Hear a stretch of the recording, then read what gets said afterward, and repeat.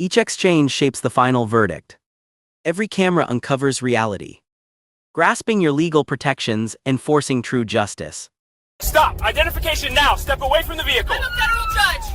My credentials are in the vehicle! There's no probable cause for this Don't stop. argue! Papers, now! Step back or I will place you on the ground! I am a federal judge! My children are with me! The Whole Foods on Hennepin Avenue was bustling when it happened. Saturday morning, 10:23 a.m. The kind of Minnesota autumn that painted everything in gold and crimson, crisp air carrying the smell of fallen leaves and fresh coffee from the cafe inside. Judge Lorraine Ashford had pulled into the lot for a quick grocery run before heading back to her mother's house. Still in weekend clothes, cream sweater, dark jeans, her reading glasses pushed up on her head. Her 9-year-old son, Damon, was asking about what Grandma might cook for dinner.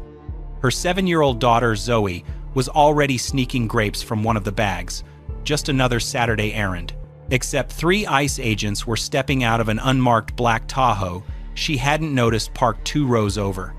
Their body cameras were already rolling, recording what would become the most expensive grocery trip in Minnesota history. If you're ready to see institutional racism taken down, like this video and drop a comment telling me where you're watching from.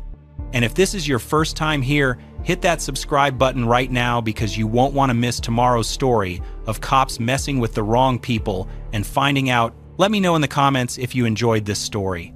Agent Vincent Hargrove led the approach. His partners, Agents Denise Fullerton and Keith Rawlings, spread wide in a tactical formation like they were cornering something dangerous.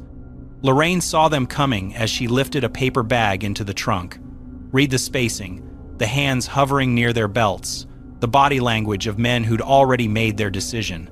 23 years on the federal bench had taught her to read people in seconds. Federal agents, immigration, and customs enforcement patches visible on their tactical vests, moving toward her rental SUV like she was already guilty of something.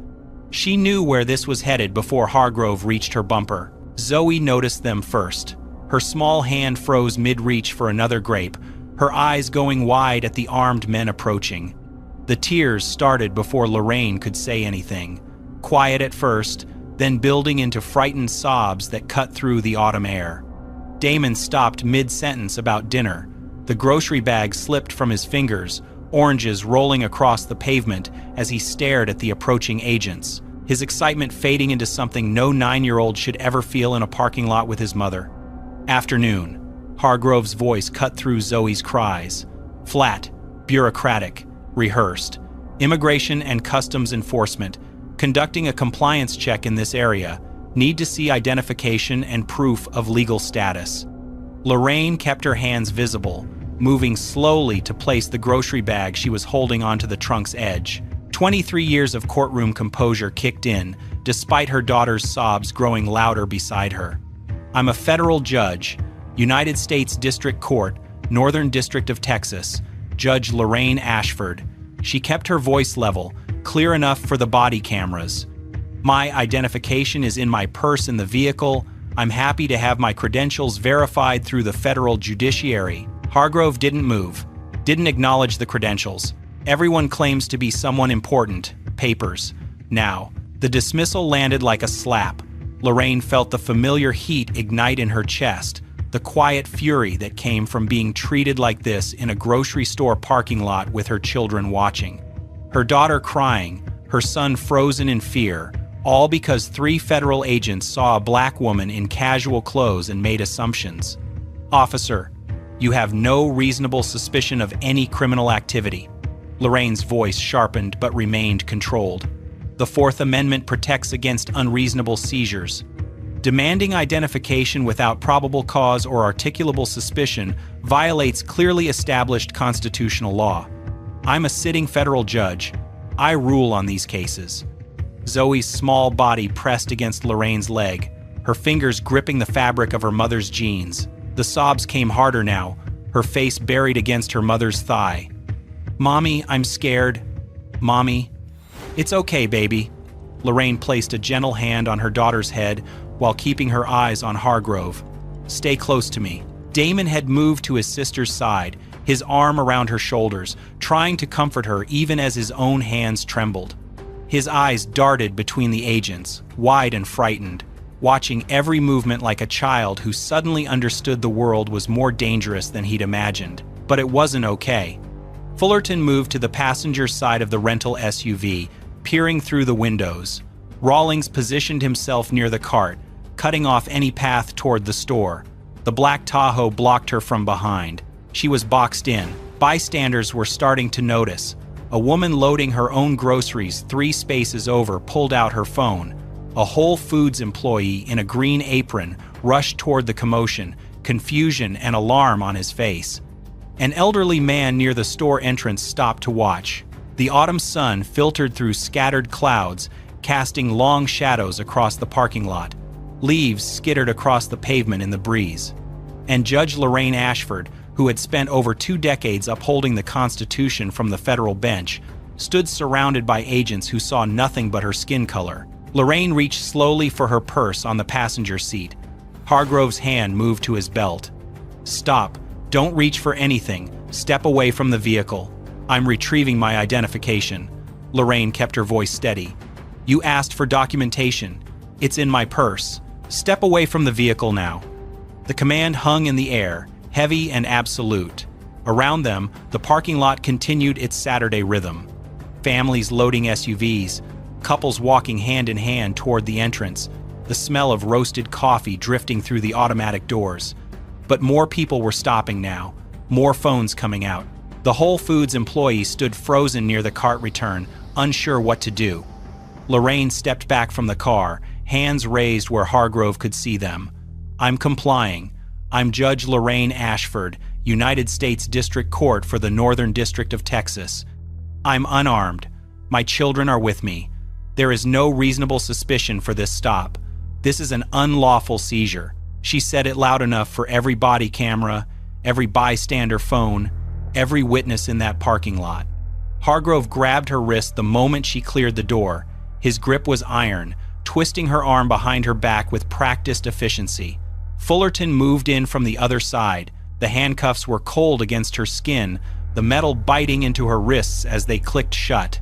Zoe's scream split the autumn air. The 7-year-old collapsed to her knees on the pavement, her small body heaving with sobs. "Mommy, Mommy, Mommy." The word repeated like a desperate prayer, her hands reaching toward her mother even as the distance between them grew. "It's okay, baby. Stay right there. Don't move." Lorraine kept her voice steady even as her heart shattered. "Someone call my mother. Eleanor Ashford. Her number is in my phone." Damon stepped forward, his small frame trembling but his chin raised.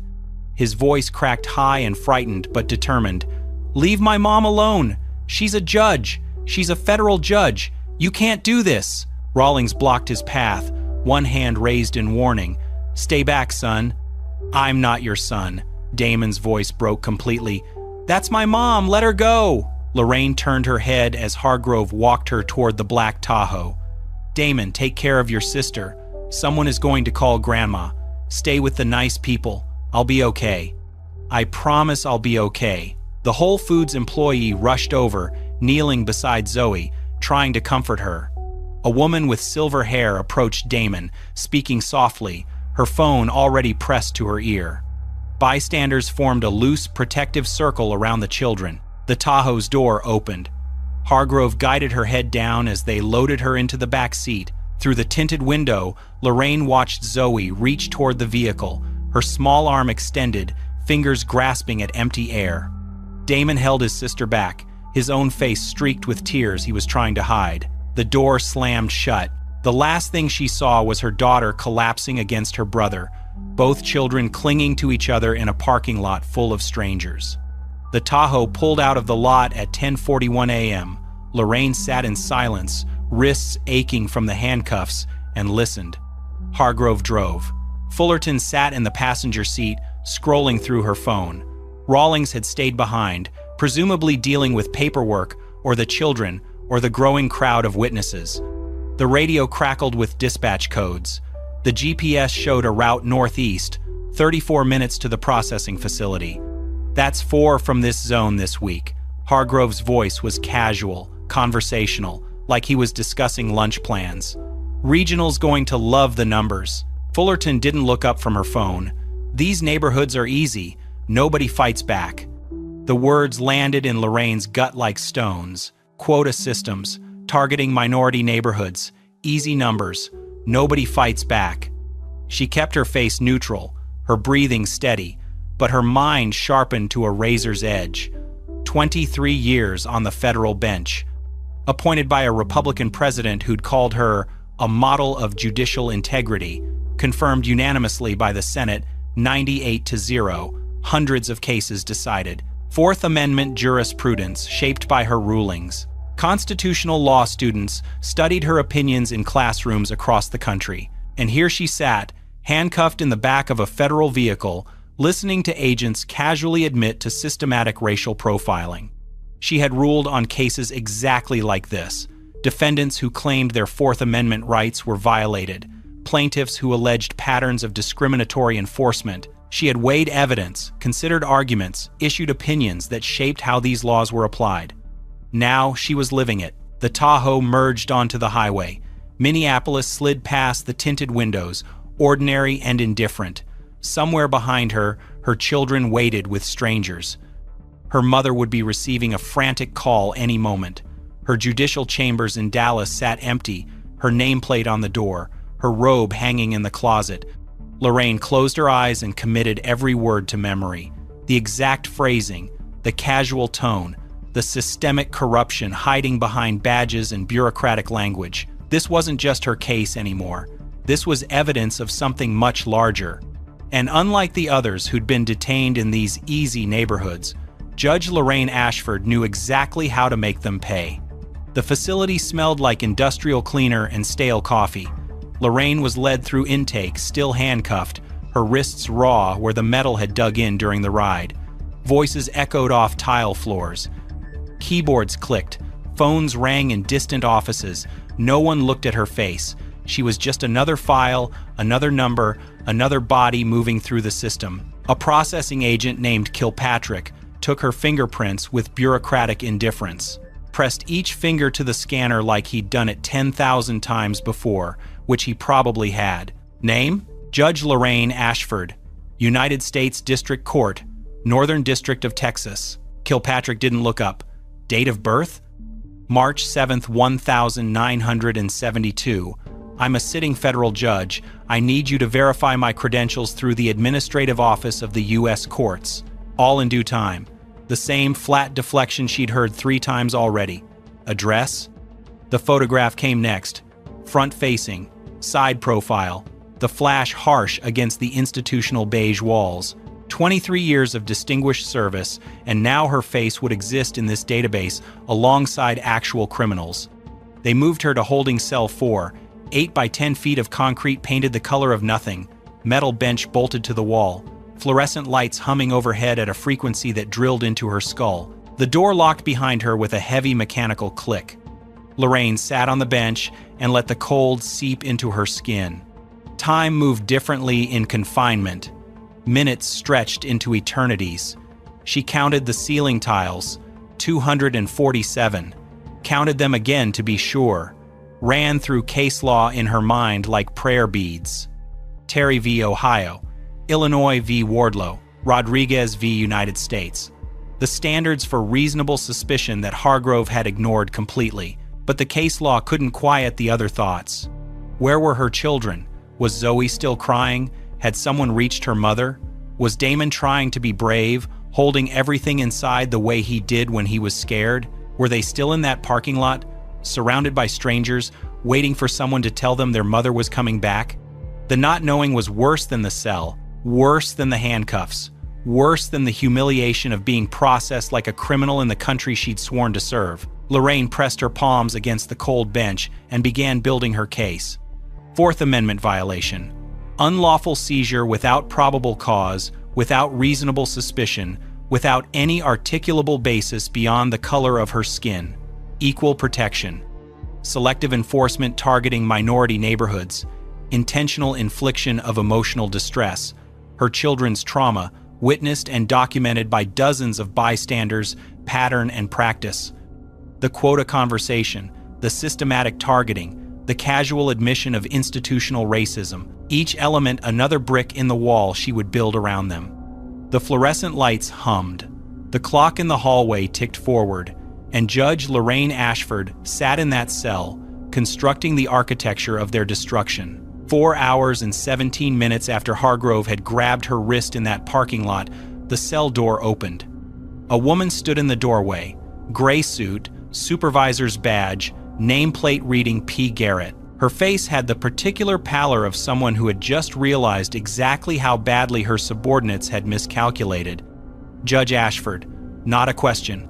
I'm Agent Pauline Garrett. There's been a situation. The situation is that your agents detained a sitting federal judge without probable cause, ignored her repeated identification, and held her for over 4 hours while her minor children were left with strangers. Lorraine stood slowly, her legs stiff from the metal bench. That's not a situation. That's a constitutional violation. Garrett's jaw tightened. We've confirmed your identity with the Administrative Office of the U.S. Courts. You're free to go. No apology, no acknowledgement of wrongdoing, just bureaucratic confirmation that they'd made a catastrophic mistake wrapped in language designed to minimize accountability. I want copies of all body camera footage from today's incident. Lorraine kept her voice level, each word precise. I want the incident report. I want the names and badge numbers of every agent involved, including you. I want documentation of the reasonable suspicion that supposedly justified my detention. You can file a formal request through proper channels. I'm filing it now, verbally, on whatever recording devices are operating in this facility.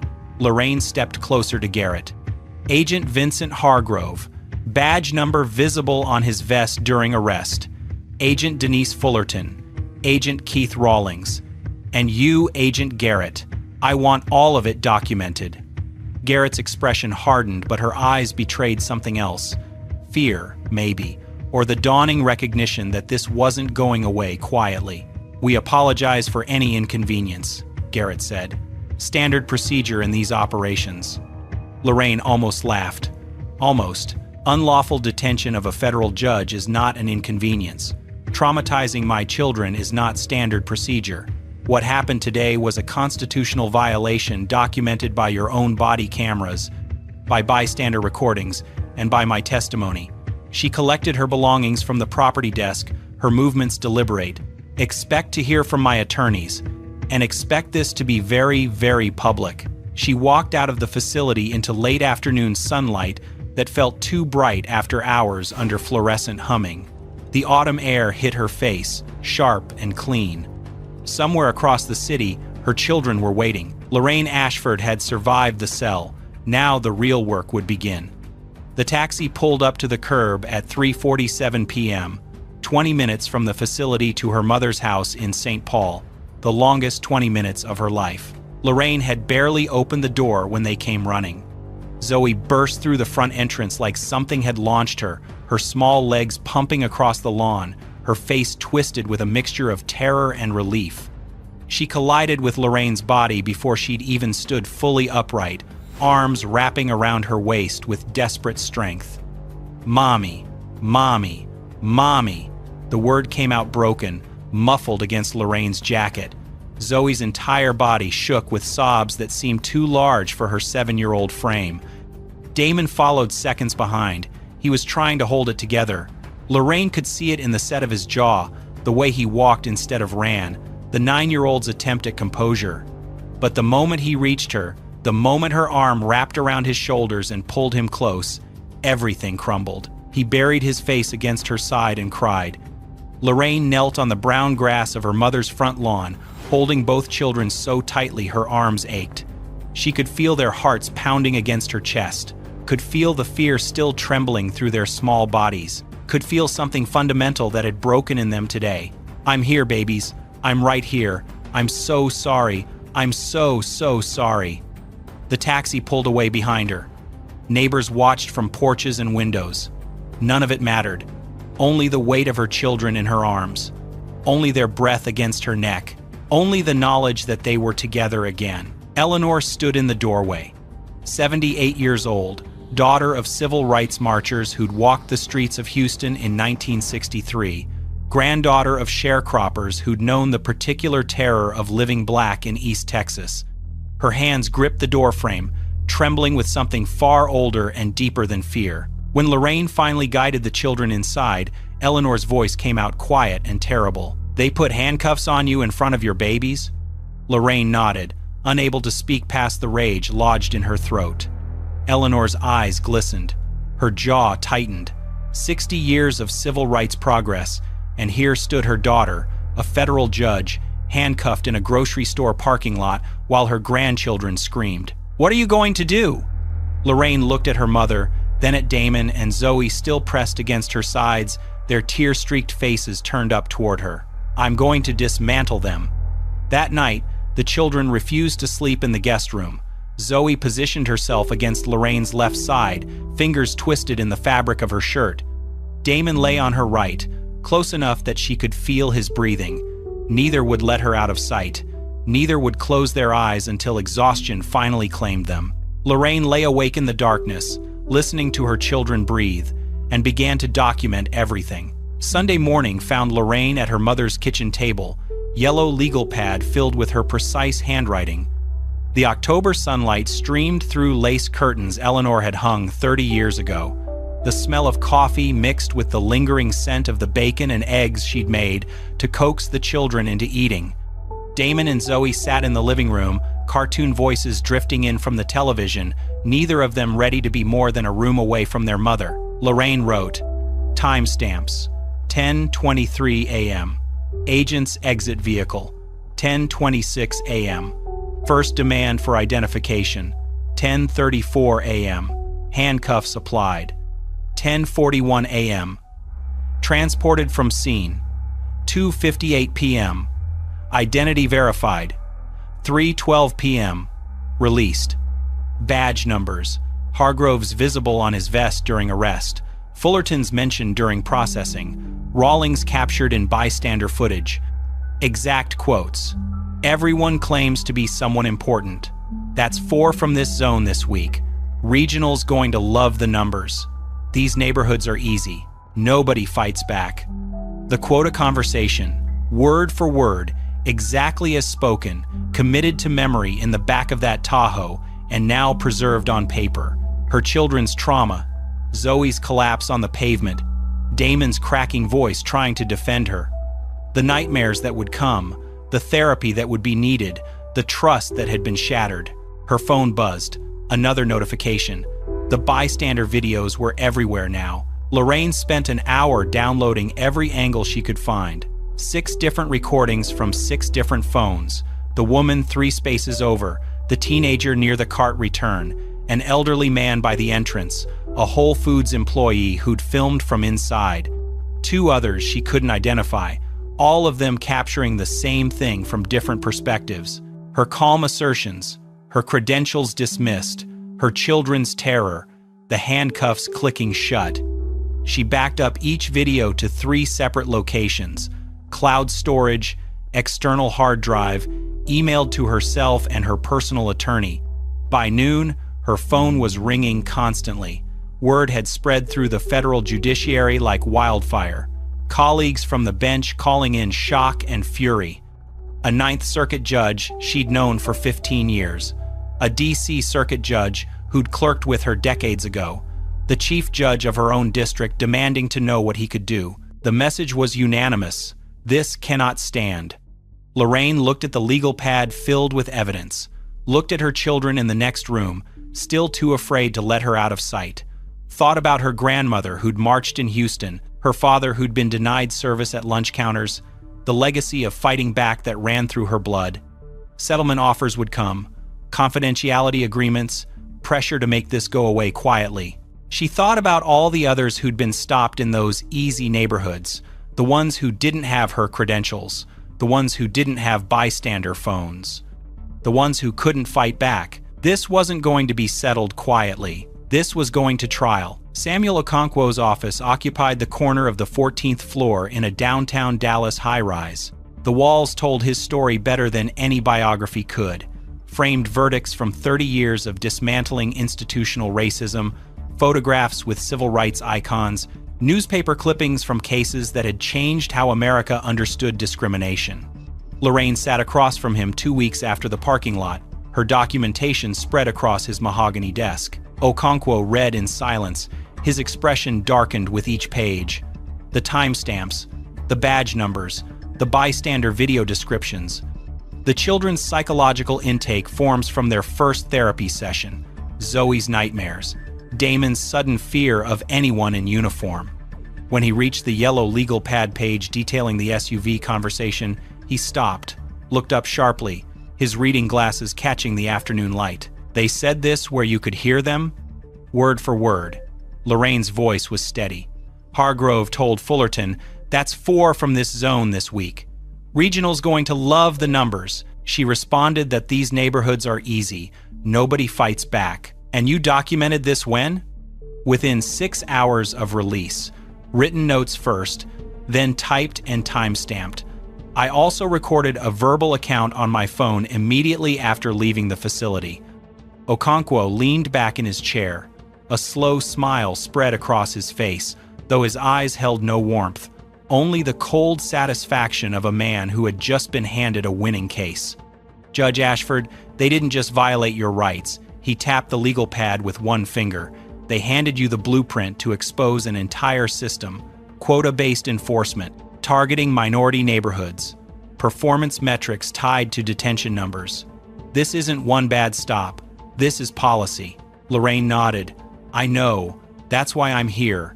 They're going to offer you money, significant money, with confidentiality agreements designed to bury this forever." "I'm not interested in money." Okonkwo studied her for a long moment. "What are you interested in?" "A trial. Public. Every document in the open. Every email exposed. Every agent on the stand explaining exactly how they decide who looks illegal." Lorraine leaned forward. "I want the entire country watching when we prove this is systematic." Okonkwo's smile widened. "Then let's give them something to watch." The lawsuit filed 4 weeks later in the United States District Court for the District of Minnesota. The defendants, the United States of America, the Department of Homeland Security, Immigration and Customs Enforcement, and agents Vincent Hargrove, Denise Fullerton, and Keith Rawlings in their individual capacities.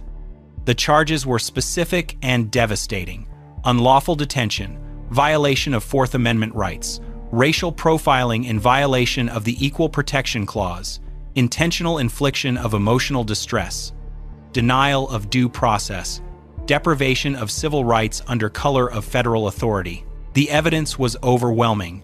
Body camera footage from all 3 agents showing the complete encounter, 6 bystander videos providing additional angles, Whole Foods security footage from 3 cameras covering the parking lot, Judge Ashford's credentials, her 23-year service record, her unanimous Senate confirmation, psychological evaluations documenting trauma in both children, testimony from witnesses who'd watched the arrest unfold. The government's first settlement offer arrived 6 weeks after filing. $100,000. Dismissal with prejudice. Comprehensive non-disclosure agreement sealing all evidence and prohibiting any public discussion. Okonkwo called Lorraine with the number. She didn't hesitate. "No." The second offer came 3 months later, after discovery had begun revealing the scope of documentation. $500,000. Same confidentiality terms. "No." The third offer arrived as discovery intensified. $1.5 million. No confidentiality requirement this time, just dismissal and silence. Lorraine considered it for exactly as long as it took to think about Zoe's face in that parking lot. "No. We're going to trial." Discovery blew the case open. Okonkwo's team subpoenaed internal ICE communications from the Minneapolis regional office. What came back confirmed everything Lorraine had heard in that Tahoe. Emails discussing performance metrics tied to detention numbers. Supervisors praising agents for high-yield operations in specific zip codes. Maps with minority neighborhoods highlighted and labeled priority zones. Quarterly reports showing bonuses linked to arrest quotas. Training materials that never once mentioned reasonable suspicion or Fourth Amendment constraints. The pattern was undeniable. Detention rates in the targeted neighborhoods ran 4 times higher than in predominantly white areas with identical demographic profiles. Same cities, same economic conditions, different skin colors, different outcomes. Do you believe federal agents should face stricter oversight when enforcing immigration law in American neighborhoods? Drop yes or no in the comments below. Share why accountability like this matters, why it could prevent stories like this from traumatizing families just trying to buy groceries on a Saturday morning. Okonkwo added the discovery documents to the trial exhibits, every email, every map, every bonus calculation. The blueprint Hargrove and Fullerton had handed Lorraine in the back of that SUV was about to become the most expensive conversation in ICE history. The Warren E. Burger Federal Courthouse stood against a gray March sky 14 months after that Saturday morning in the Whole Foods parking lot. Winter still clung to Minneapolis, patches of dirty snow lining the sidewalks, the air sharp enough to sting exposed skin. Lorraine entered through the main doors at 8:15 a.m. Professional attire, navy suit, minimal jewelry, her judicial bearing evident in every step. Behind her walked Damon and Zoe, both dressed carefully for a day they would remember for the rest of their lives. Eleanor held their hands, her 78 years of Texas strength anchoring them all. The gallery was packed before the doors officially opened. Federal judges filled the first 2 rows, colleagues from the Northern District of Texas, judges from the 8th Circuit who had traveled specifically for this. A Supreme Court justice's former clerk, now a professor at Georgetown, who had written extensively about Fourth Amendment jurisprudence, the judiciary watching one of their own seek justice. Civil rights organizations occupied the rows behind them, ACLU representatives, NAACP Legal Defense Fund attorneys, immigration advocacy groups who saw this case as a defining moment, activists wearing black t-shirts with white lettering, End Racial Profiling. National media filled the press section, CNN, MSNBC, The New York Times, Washington Post. Cameras prohibited inside the courtroom, but reporters ready with notebooks, recording every word for the evening broadcasts. At the defense table sat Hargrove, Fullerton, and Rawlings. Suits instead of tactical gear, ties instead of badges. They looked smaller somehow, diminished by the formal setting, flanked by federal attorneys whose expressions carried the weight of an unwinnable position. The Honorable William Sandoval took the bench at precisely 9 a.m., silver-haired, sharp-eyed, known throughout the 8th Circuit for precision and fairness. He surveyed the packed courtroom, nodded once, and called the proceedings to order. The jury filed in. 12 Minnesotans, diverse in age and background, their faces carefully neutral. 8 women, 4 men, a retired teacher, a small business owner, a nurse, a construction foreman, ordinary citizens about to decide extraordinary questions. Okonkwo rose for his opening statement. Ladies and gentlemen, I'm going to show you something. He pressed a button on his laptop. 6 screens around the courtroom flickered to life, displaying synchronized footage from different angles. This is October 23rd of last year. 10:23 a.m., a Whole Foods parking lot. The jury watched Judge Lorraine Ashford load groceries with her children, watched 3 agents converge in tactical formation, watched a 7-year-old girl begin to cry at the sight of armed men approaching her mother. They watched Lorraine identify herself calmly, repeatedly, while the agents dismissed her credentials. They watched her cite the Fourth Amendment, while Hargrove's hand moved toward his belt. They watched her comply slowly, hands raised, voice steady. They watched Zoe collapse to her knees, screaming. They watched the handcuffs click shut. When the footage ended, 2 jurors were wiping their eyes. The rest stared at the frozen final frame, Judge Lorraine Ashford being walked toward a federal vehicle while her children reached for her through a crowd of strangers. 23 years on the federal bench, Okonkwo said quietly. And this is how she was treated, not because of anything she did, because of how she looked. Judge Ashford's testimony lasted 2 days. She walked the jury through her career, graduated top of her class from Howard University School of Law, clerked for a 6th Circuit judge, 15 years as a federal prosecutor, appointed to the bench by a Republican president who called her brilliant and fair, Confirmed by the Senate 98-0, 23 years of service to the Constitution. Then she described that Saturday morning. My daughter noticed them first. Her voice remained steady, but the courtroom felt the weight beneath it. Zoe saw the armed men approaching and started to cry. She was 7 years old, holding grapes she'd snuck from the grocery bag, and suddenly there were 3 federal agents in tactical gear walking toward her mother. She recounted every detail: Hargrove's flat demand for papers, her identification as a federal judge, the dismissal, the escalation, Damon's grocery bag hitting the pavement, oranges rolling across the asphalt, Zoe's sobs growing louder with each passing second. I told them I was a sitting federal judge. I offered to have my credentials verified. Agent Hargrove's response was, "Everyone claims to be someone important. Papers. Now." The quota conversation came next. Defense attorneys erupted with objections. Hearsay, lack of corroboration, prejudicial. Judge Sandoval overruled each one, noting the testimony's relevance to pattern and practice claims. Lorraine recounted the words exactly as spoken. "That's 4 from this zone this week. Regional's going to love the numbers." And Fullerton's response, "These neighborhoods are easy. Nobody fights back." The jury leaned forward. Several took notes furiously. Dr. Helen Nakamura, a child psychologist with 30 years of experience, testified about Zoe and Damon's trauma, the nightmares that still woke Zoe screaming, Damon's inability to see a police officer without his heart rate spiking, trust in authority figures shattered at ages 7 and 9. These children watched their mother handcuffed and taken away for no reason they could understand. Dr. Nakamura explained, the psychological impact of that experience, particularly at their developmental stages, cannot be overstated. Cross-examination attempted to paint Lorraine as confrontational, aggressive, uncooperative. Okonkwo simply replayed the body camera footage. The jury watched Lorraine keep her hands visible throughout, watched her voice remain calm despite her daughter's screams, watched her comply with every command while clearly articulating her constitutional objections, watched the agents ignore her credentials, dismiss her identification, proceed with arrest despite zero evidence of any wrongdoing. Professor David Oyeleran from Yale Law School testified as an expert witness.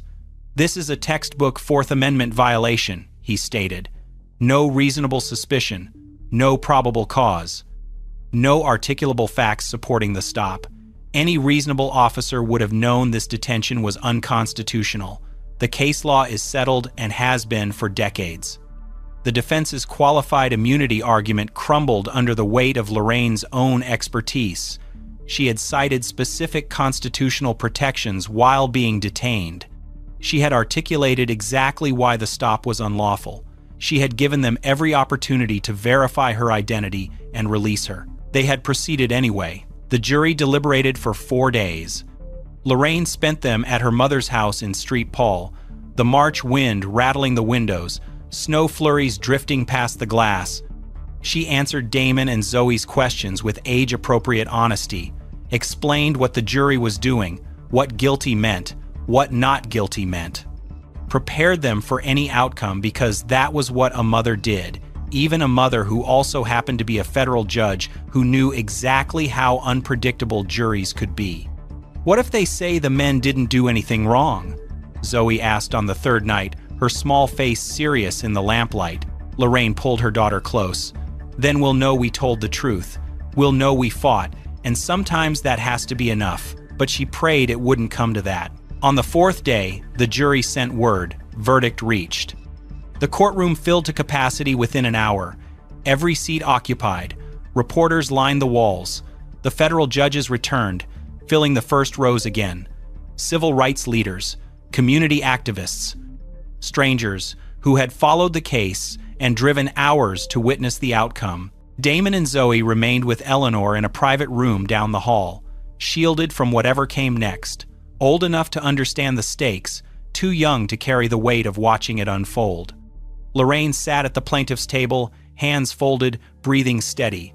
Okonkwo beside her, his own composure masking whatever calculations ran through his mind. 14 months of preparation. Thousands of hours of work. Everything reduced to 12 strangers and a verdict form. Judge Sandoval took the bench. The courtroom fell silent. Has the jury reached a verdict? The foreperson stood.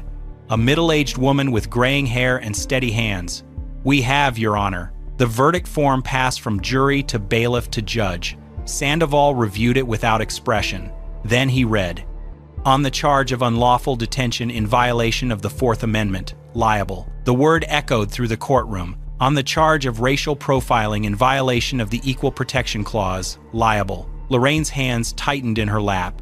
On the charge of intentional infliction of emotional distress, liable. On the charge of deprivation of civil rights under color of federal authority, liable. Liable on all counts. Unanimous on every charge. The damages phase began immediately. Expert witnesses testified about career impact, the psychological toll, the nationwide implications of allowing such violations to go unpunished. Economists calculated lost wages and future therapy costs. Constitutional scholars explained why punitive damages were essential to deter future misconduct. The jury deliberated for 6 more hours. The final award, $15.8 million. $8.3 million in compensatory damages for the violations, the trauma, the harm to her children, the injury to her reputation and career. $7.5 million in punitive damages, calculated specifically to punish the government for fostering a system that treated quotas as more important than constitutional rights. The courtroom erupted. Applause broke out despite Judge Sandoval's gavel.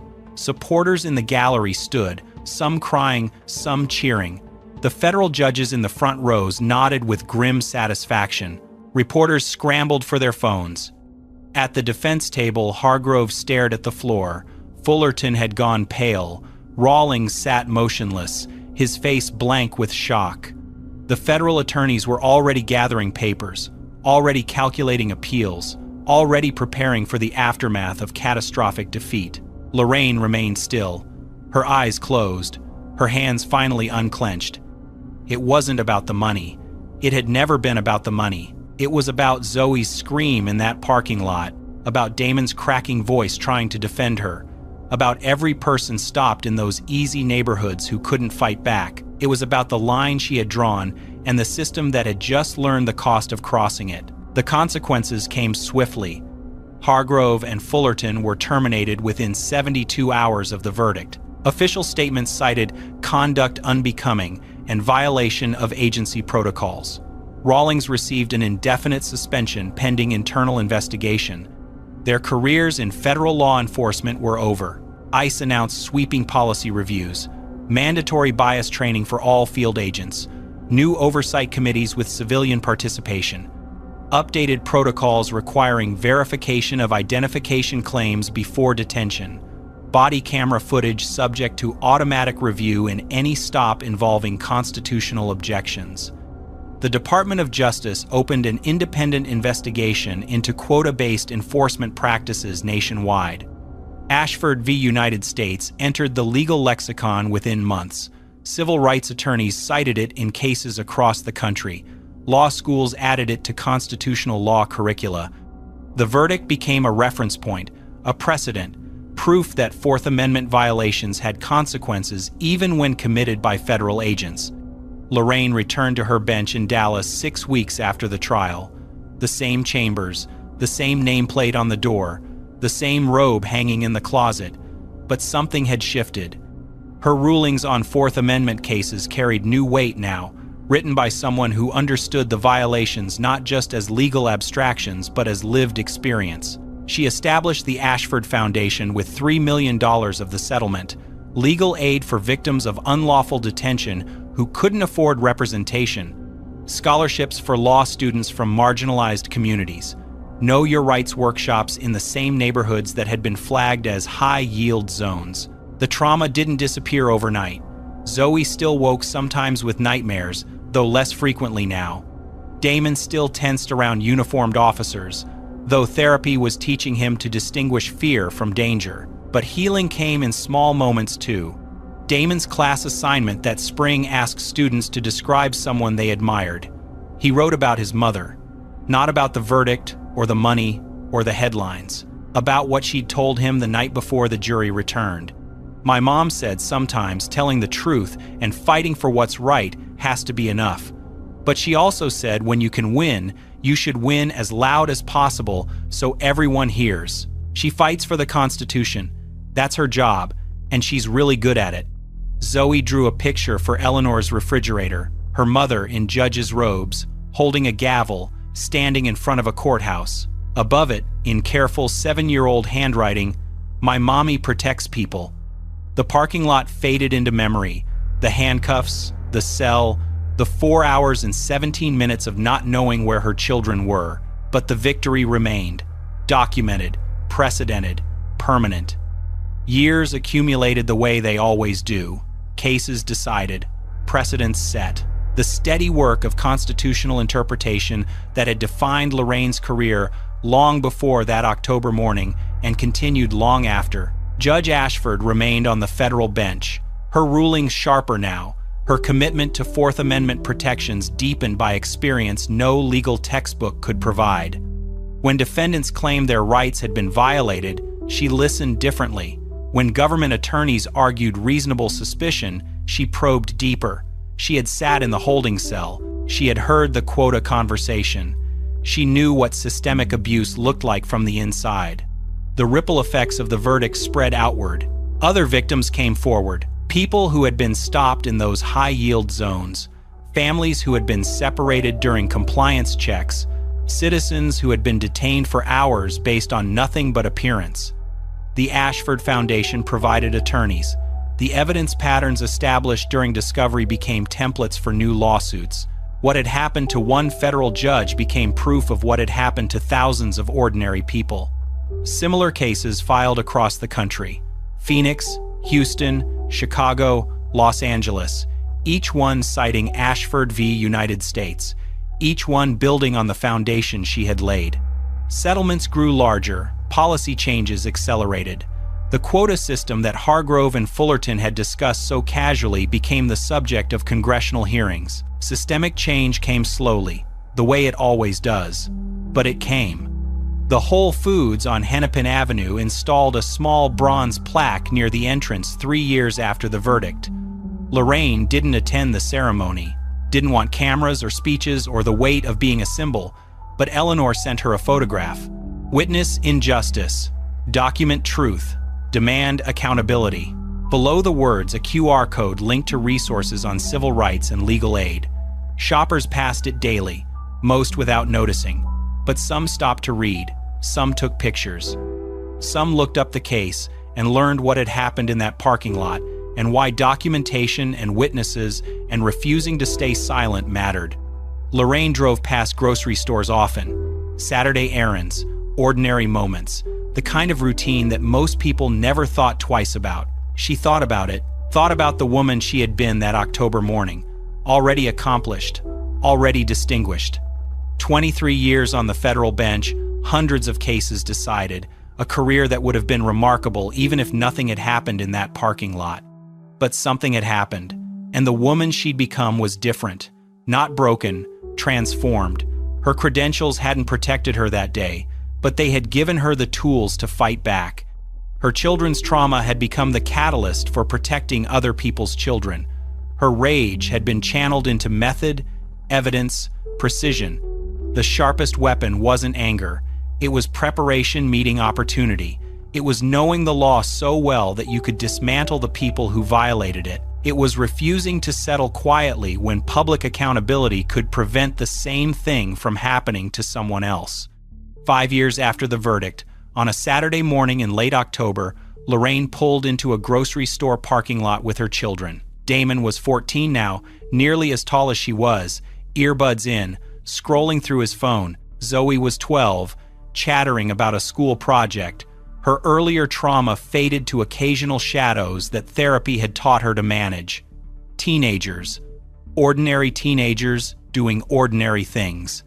They loaded groceries into the SUV, autumn air crisp and cool, leaves scattered across the pavement, the familiar rhythm of a weekend errand. No agents appeared, no demands for papers, no handcuffs, no screaming. Just a mother and her children existing freely in a parking lot, the way it should have been all along. Lorraine closed the trunk and looked at Damon and Zoe, at the young people they were becoming, at the future they would build. The line she had drawn in that Minneapolis parking lot still held firm. Power, when abused, met consequences. Systems, when exposed, faced reform. Underestimated brilliance remained the sharpest weapon. She had shown them, the agents, the institution, the entire country, that some people do fight back. That credentials matter. That constitutional rights aren't just words on parchment, but protections that must be defended. And she had shown her children something more important. That fear doesn't have to be the end of the story. That trauma can become purpose. That their mother, when tested, had stood firm and prevailed. Lorraine climbed into the driver's seat. Damon claimed the front passenger position, the privilege of teenage years. Zoe sprawled across the back with her phone. "Grandma's expecting us for lunch," Lorraine said. "Can we stop for donuts?" Zoe asked. "You just ate grapes." "That was like an hour ago," Damon laughed. Lorraine smiled. The SUV pulled out of the lot. Saturday morning. Ordinary errands. A family moving through the world without incident. The way it always should have been. Now, watching footage like this, it can really stick with you, right? Some of these clips stay in your head, especially late at night when you're trying to fall asleep. And speaking of sleep, if you're someone who lies awake at 2 or 3 a.m., mind racing, unable to shut off, I know how frustrating that is. You're exhausted, but your brain just won't stop. And the worst part? The less you sleep, the worse it gets. Your energy crashes, your mood suffers, everything feels harder than it should. I struggled with this for years.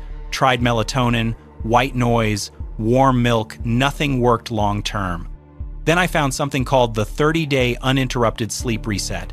It's a science-based program, no pills, no medication, that actually retrains your brain to sleep through the night. 7 to 8 hours, uninterrupted. Over 30 days, it rewires your sleep system.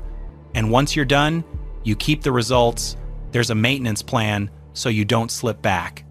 Look, if you've tried everything and nothing sticks, this is different.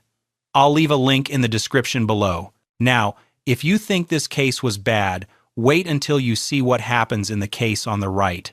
Don't move! Keep your hands where I can see them! Officer, this is my driveway. I'm loading my own vehicle. You don't load bags like that unless you're up to something! Who do you think you are? I'm a homeowner. I haven't committed a crime. You're escalating this for no reason. Don't tell me how to do my job! Turn. Officer Derek Wolf thought he knew exactly what he was looking at.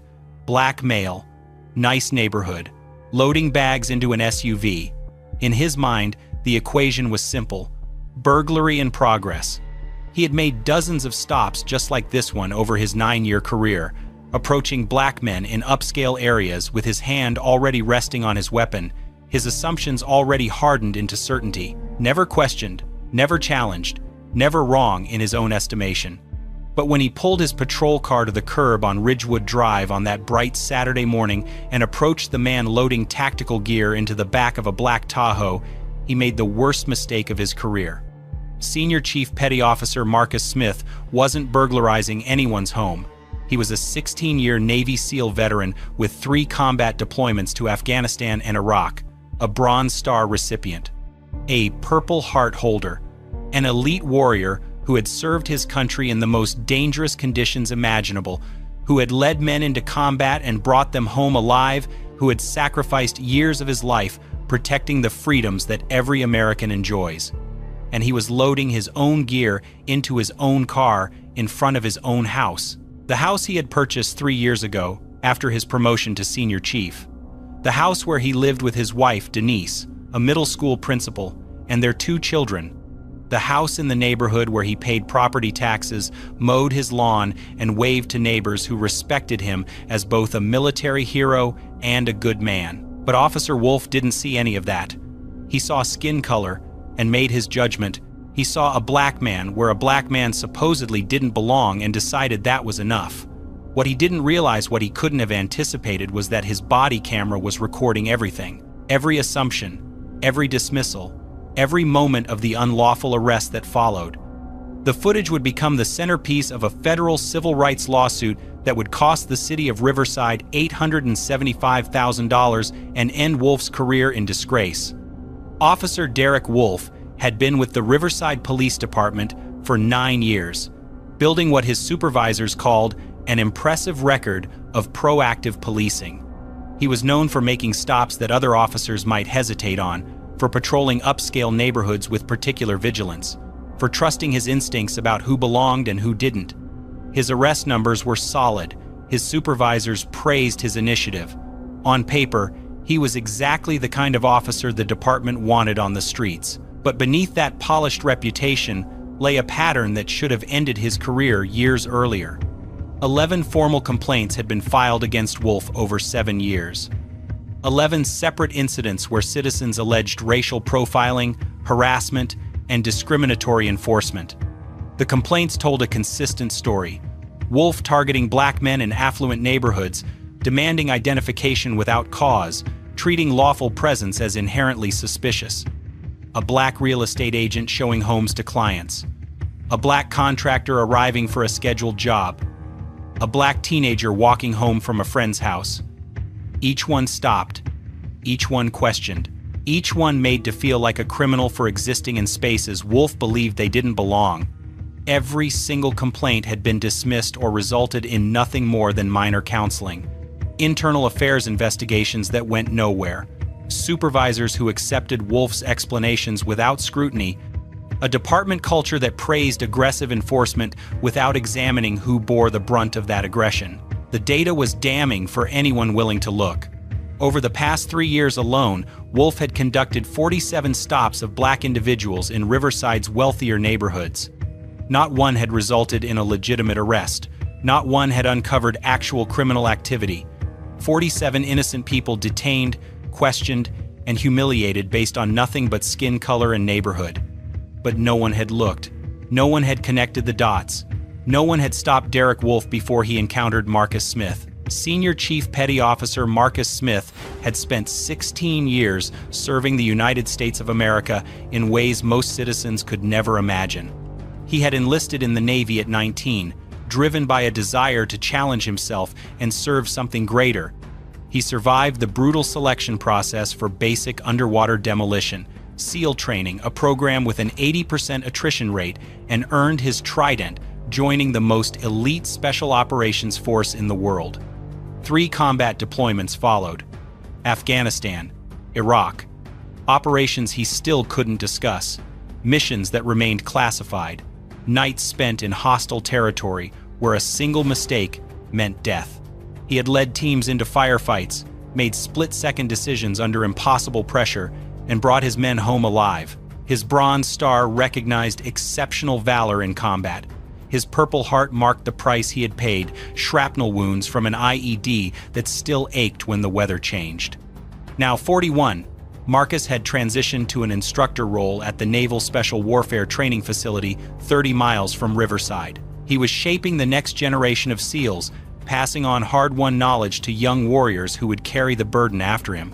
It was demanding work, but it allowed him something he had rarely experienced in his career: stability. His wife Denise had stood beside him through every deployment, every missed birthday, every sleepless night, wondering if the knock at the door would bring a chaplain in dress whites. She was a middle school principal now, respected in the community, devoted to her students. Their children, Marcus Jr., 12, and Aaliyah, 9, were thriving in Riverside's excellent schools. 3 years ago, after Marcus's promotion to senior chief, they had purchased their home in Ridgewood Estates, a 4-bedroom house with a 2-car garage, a backyard where the kids could play, a neighborhood where they felt safe. They had earned it. Every sacrifice, every deployment, every year of service had led to this, a piece of the American dream. Marcus Smith had fought for his country in the most dangerous places on earth. He never expected the greatest threat to his dignity would come in his own driveway. The Saturday morning had dawned clear and bright, late spring sunshine warming the quiet streets of Ridgewood Estates. The temperature sat at a comfortable 72 degrees, the kind of perfect weather that brought neighbors out to wash cars and tend gardens. Sprinklers hissed on manicured lawns. Birds sang in the mature oak trees that lined the sidewalks. It was peaceful, suburban, safe. Marcus Smith had been awake since 5:30 a.m., his body still running on military time despite the weekend. He had a 2-week training exercise starting Monday at the Naval Special Warfare Facility, and he needed to pack his gear. Denise had taken the kids to her mother's house for the weekend, giving Marcus time to prepare without distraction. By 9:15 a.m., he was in his driveway loading the black Tahoe, sea bag with uniforms, tactical equipment cases, his worn pair of jungle boots that had seen 3 deployments, a garment bag holding his dress uniform for an awards ceremony scheduled at the end of the exercise. His Navy SEAL trident, the gold insignia that marked him as one of America's elite warriors, was clearly visible on the jacket hanging in the back seat. Military stickers adorned the rear window. A SEAL trident decal, a veteran emblem, a small American flag. Anyone who looked could see exactly who Marcus Smith was and what he represented. At 9:23 a.m., a 911 call was placed from a blocked number. The caller, voice calm and matter-of-fact, reported a suspicious black male possibly burglarizing a house on Ridgewood Drive. No specific address, no description of clothing. No details about what made the activity suspicious. Just race and assumption wrapped in the language of concern. The dispatcher asked clarifying questions. What is he doing that seems suspicious? Can you describe what he's wearing? What house specifically? The caller provided nothing useful, just kept repeating, black male, loading bags, doesn't look like he belongs. The call was logged. A unit was dispatched. Officer Derek Wolf, already patrolling 2 streets away, responded immediately.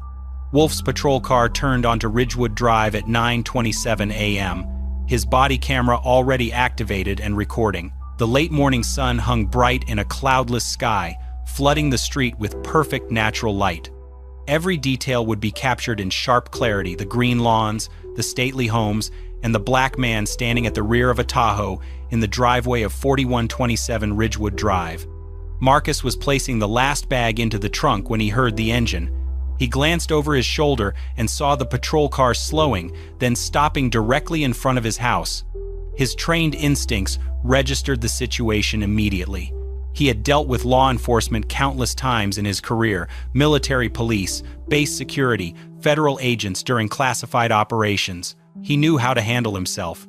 He turned to face the officer, keeping his hands visible, his posture non-threatening. 16 years of operating in hostile environments had taught him the value of calm. Wolf exited his vehicle with his hand already resting on his holstered weapon. His body camera captured his approach quick, aggressive, his footsteps heavy on the asphalt. The camera recorded his view. Marcus standing by the open trunk, wearing a gray navy t-shirt and khaki shorts, his muscular build evident, his expression composed. "Step away from the vehicle," Wolf commanded, his voice loud enough for neighbors to hear. "Put your hands where I can see them. Now." Marcus complied immediately, raising his hands to shoulder height and taking 2 slow steps back from the Tahoe. His movements were deliberate, controlled, designed to de-escalate. The body camera captured every moment in the unforgiving daylight. "Officer, I'm Senior Chief Petty Officer Marcus Smith, United States Navy," Marcus said, his voice steady and clear. "This is my house. I'm loading my car. I live here." He gestured slowly toward the front door, toward the house numbers clearly visible beside it, toward his entire life sitting in plain view. Wolf's camera recorded his response, a dismissive shake of his head, his hand still on his weapon, his posture unchanged. "Sure you do." Marcus kept his hands raised, his years of training overriding the anger building in his chest. "My wallet is in my back pocket," he said calmly. "I have my military ID and my driver's license. The license shows this address. Can I reach for it slowly?"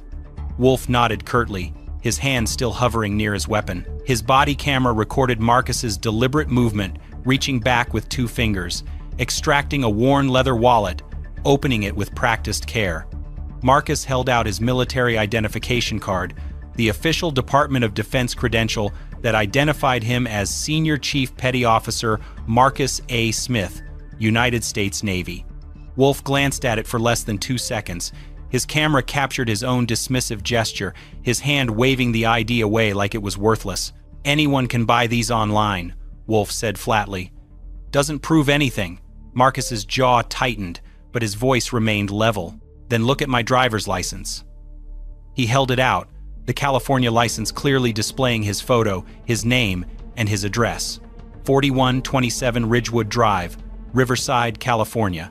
The same numbers visible on the house directly behind him. Wolf barely looked. His body camera recorded, his eyes flicking to the license and away again, his mind already made up. Evidence irrelevant. "For all I know, that's fake too," Wolf said. "We got a call about someone casing this neighborhood, loading bags into a car. Looks like burglary to me." "Casing the neighborhood?" Marcus repeated, disbelief breaking through his composure. "Officer, I've lived here for 3 years. I'm a Navy SEAL. I'm packing for a training exercise. My gear," he gestured toward the open trunk, toward the military equipment in plain view, toward the Trident decal on the window, "should make that obvious." "What's obvious?" Wolf cut him off, stepping closer. "Is that you're getting defensive. Innocent people don't get defensive." Marcus took a breath. "Remain calm. Don't escalate." The training that had kept him alive in combat zones now applied to his own driveway. He had seen situations spiral out of control. He had watched men die because someone lost their composure. He would not give this officer any excuse. At 9:34 a.m., a second patrol car arrived. Officer Tanya Reeves stepped out, her own body camera activated and recording. Her footage would provide the second angle, a wider view showing Marcus's house behind him, the military stickers on his vehicle, Wolf's aggressive stance. Reeves approached slowly, her expression shifting as she took in the scene. Her camera captured what Wolf's missed: the homeowner's calm demeanor, the visible military insignia, the complete absence of anything resembling criminal activity. "Derek," she said quietly, stepping beside her colleague, "what's the situation?" "Got a burglary call," Wolf replied, not taking his eyes off Marcus. "He claims he lives here. I'm not buying it." Reeves's camera recorded her glancing at the house, at the car, at the military ID still in Marcus's outstretched hand. Her footage captured her own discomfort, the slight furrow of her brow, the way she shifted her weight, the hesitation before she spoke. "Did you verify the address?" she asked carefully. "I don't need to verify anything," Wolf snapped. "I know what I'm looking at." Reeves said nothing more. But her body camera recorded everything, including her own silence when she should have spoken up. Wolf had heard enough. His mind was made up the moment he pulled onto Ridgewood Drive. And nothing.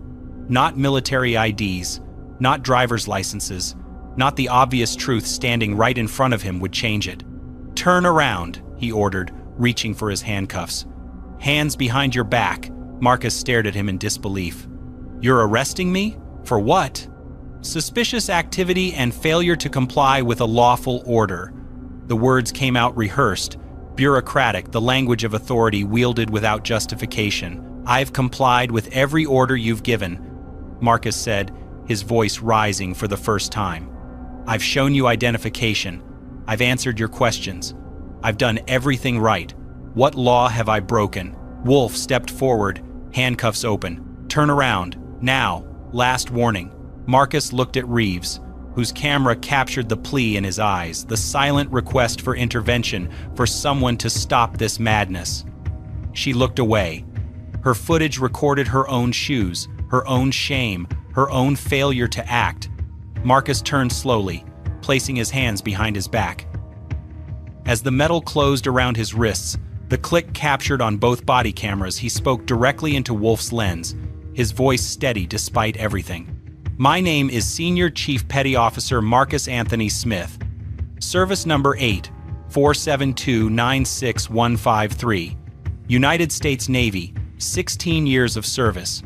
My address is 4127 Ridgewood Drive, Riverside, California, the house directly behind me. I am being arrested without probable cause, without evidence of any crime, in my own driveway. I am asserting my Fourth Amendment rights. This arrest is unlawful." The statement was precise, deliberate. The words of a man trained to document, to record, to survive. Neighbors had begun emerging from their homes. Wolf's camera captured them gathering on lawns, faces showing confusion, concern, and growing anger. A white man in his 60s strode across the street, his posture military rigid, his expression furious. "What the hell is going on here?" he demanded. "Sir, step back," Wolf warned. "This is police business. I'm Colonel Richard Hayes, United States Marine Corps, retired," the man shot back, his voice carrying the authority of 30 years in uniform. "And that man you're handcuffing is my neighbor, a Navy SEAL, a goddamn war hero. He lives here. What are you doing?" "Sir, I won't ask again. I've known Marcus Smith for 3 years," Hayes continued, ignoring the warning. "He's loaded that car a dozen times for training exercises. Everyone on this street knows him. What possible reason do you have for this?" Wolf's camera recorded his jaw tightening, his face flushing. He had no answer. He offered none. At 9:52 a.m., a silver Honda Accord turned onto Ridgewood Drive. Reeves's camera captured the car slowing, then stopping abruptly in the middle of the street. Denise Smith stepped out, her face shifting from confusion to horror in a single heartbeat. "Marcus?" Her voice cracked. "Marcus!" She ran toward the driveway, her footsteps captured on audio, her breathing ragged. Reeves stepped into her path, hands raised. "Ma'am, please stay back." "That's my husband," Denise screamed, the sound piercing through both body camera microphones. "That's my house! What are you doing? Why is he in handcuffs?" She pulled out her phone, hands shaking violently, and began dialing. Both cameras captured her frantic voice as she reached someone, a lawyer, a family member, the beginnings of the storm that would follow.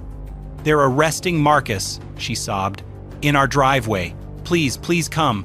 Please help us." The patrol car pulled into the Riverside Police Department at 10:17 a.m.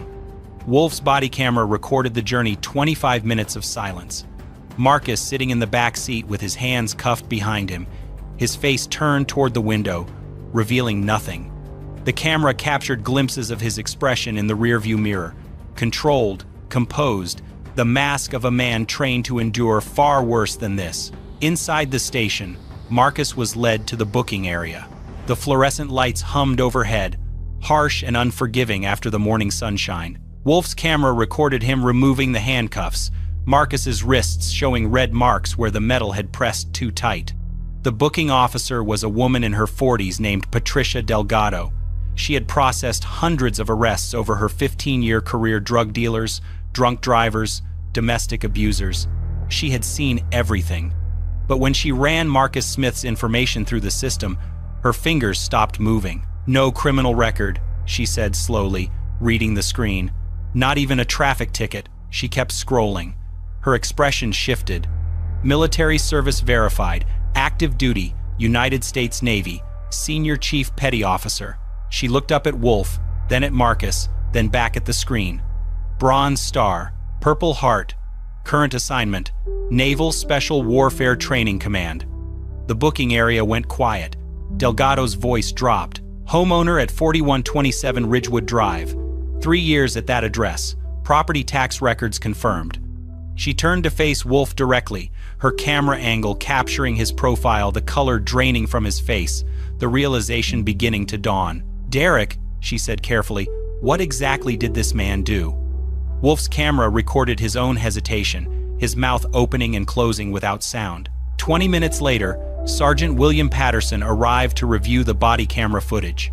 He commandeered a small office, pulled up Wolf's recording on a monitor, and watched in silence.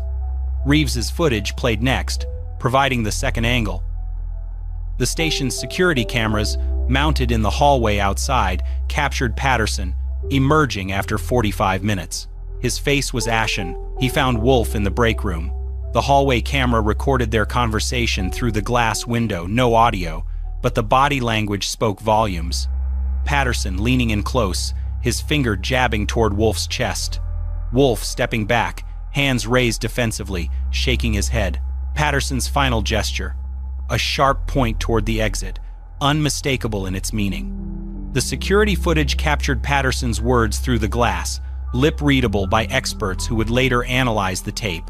"This is a problem. A big goddamn problem.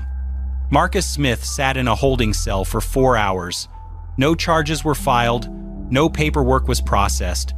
At 2:23 p.m., Sergeant Patterson personally escorted him to the front desk, where Denise waited with red-rimmed eyes and a civil rights attorney already on speakerphone. "You're free to go," Patterson said quietly, unable to meet Marcus's eyes. We're sorry for the inconvenience." Inconvenience. The word hung in the air like an insult. Marcus said nothing. He took his wife's hand, walked through the front doors into the afternoon sunlight, and began planning his response.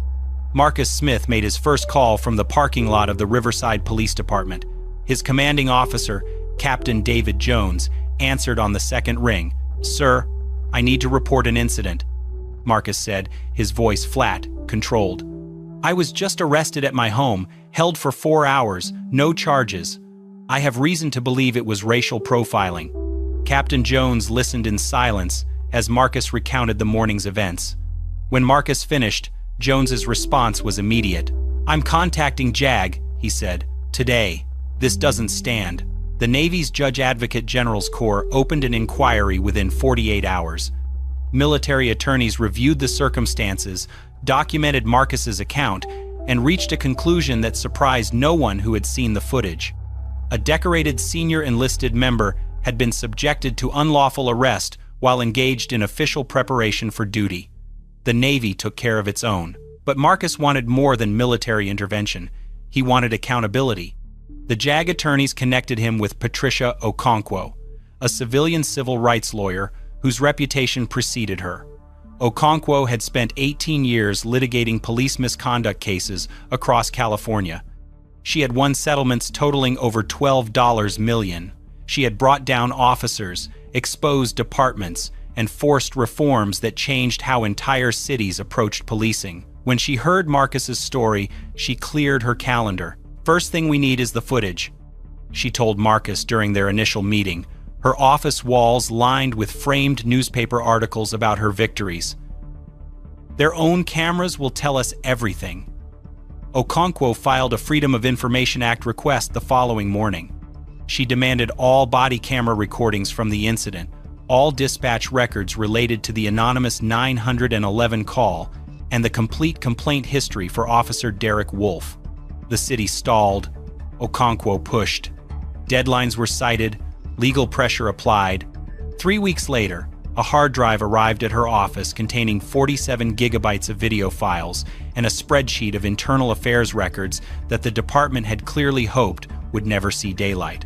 What she found was damning beyond expectation. Officer Derek Wolf had conducted 47 documented stops of black individuals in Riverside's affluent neighborhoods over the past 3 years.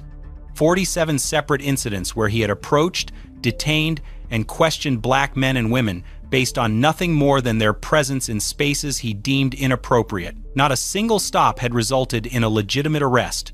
Not one had uncovered actual criminal activity. 47 innocent people, doctors, lawyers, contractors, visitors, residents, humiliated and traumatized because of the color of their skin. Okonkwo spread the records across her conference table. The pattern undeniable. "They knew," she said quietly. "They had to know, and they did nothing." The federal civil rights lawsuit was filed 8 weeks after Marcus Smith's arrest. Smith v. City of Riverside, Officer Derek Wolf. The complaint landed like a thunderclap, its allegations methodical and devastating. Fourth Amendment violation, unlawful seizure without probable cause or reasonable suspicion. False arrest, detention and handcuffing without legal justification. Racial profiling, discriminatory enforcement based solely on race. Intentional infliction of emotional distress. Conduct so outrageous that no civilized society should tolerate it. The complaint named Wolf, individually, and the city of Riverside for its failure to train, supervise, and discipline an officer with a documented pattern of discriminatory conduct. The depositions began 4 months later. Patricia Okonkwo had spent decades perfecting the art of letting officers destroy themselves with their own words, their own footage, their own inability to justify the unjustifiable. Wolf's body camera footage was played on a large monitor in the conference room. His own lens had captured everything in the bright morning sunlight. Marcus's military ID held out for inspection, the Department of Defense seal clearly visible, the words United States Navy legible even on the small screen. "Agent Wolf," Okonkwo said, pausing the video at the 2-second mark where Wolf glanced at and dismissed the ID. "You testified that you couldn't verify this identification, but your own camera shows you looking directly at it. Can you read what it says?" Wolf shifted in his seat. "I saw it. And what did it say?" Silence. "It identified Mr. Smith as a senior chief petty officer in the United States Navy, didn't it?" "I thought it might be fake." "Based on what evidence?" More silence. His attorney leaned in to whisper something. Wolf shook his head. "I've seen fake IDs before. Have you ever seen a fake Department of Defense military identification card?" No answer. Officer Reeves's footage was played next, the wider angle showing Marcus's house directly behind him, the military stickers on his vehicle, the complete absence of any criminal activity. Her camera had also captured something else. Her own quiet suggestion to Wolf. "Did you verify the address?" her recorded voice asked. "I don't need to verify anything," Wolf's voice responded. "I know what I'm looking at." Okonkwo let the words hang in the room. Then came the pattern evidence. 47 stops displayed on a timeline, each one documented with dates, locations, and outcomes. A. Exposed. Black individuals in nice neighborhoods, stopped without cause, released without charges, their dignity stripped away by an officer who faced no consequences. The city's attorneys watched the evidence accumulate like a verdict already written. They had seen enough lawsuits to know when a case was unwinnable. This one had been lost the moment Wolf activated his body camera. The city of Riverside's legal team knew they were facing a disaster. They had seen the body camera footage. They had reviewed the pattern evidence. They had watched Patricia Okonkwo dismantle Officer Wolf's justifications in depositions, leaving nothing but stammered non-answers and damning silence. And they had imagined with growing dread what a jury would see when that footage played on courtroom monitors. 12 ordinary citizens watching a decorated Navy SEAL, a Bronze Star recipient, a man who had bled for his country, being handcuffed in his own driveway, his military ID dismissed, his driver's license ignored, his dignity stripped away while neighbors watched in horror and his wife sobbed in the street. No jury in America would side with the city. The only question was how much the verdict would cost. Settlement negotiations began 6 months after the lawsuit was filed. The city's initial offer was insulting $150,000, barely enough to cover attorney fees. Okonkwo rejected it without counteroffering. They came back with $300,000, rejected, $500,000, rejected. "They're not understanding what they're facing," Okonkwo told Marcus during a strategy session. "A jury won't just compensate you. They'll punish the city. They'll send a message. We could be looking at 7 figures, plus punitive damages." The city's attorneys understood eventually. Their final offer arrived on a Thursday afternoon, $875,000, plus comprehensive departmental reforms. No admission of liability, they never admit liability, but the settlement terms told their own story. Marcus accepted. The money mattered less than what came with it. Officer Derek Wolf was terminated within 72 hours of the settlement announcement. 9 years on the force, 11 ignored complaints, 47 discriminatory stops, all of it ending not with accountability from within, but with external pressure the department could no longer resist. He would never wear a badge again. Officer Tanya Reeves received a formal reprimand and was transferred to records management, a desk assignment far from the streets where her silence had enabled Wolf's abuse. She lasted 3 months before submitting her resignation.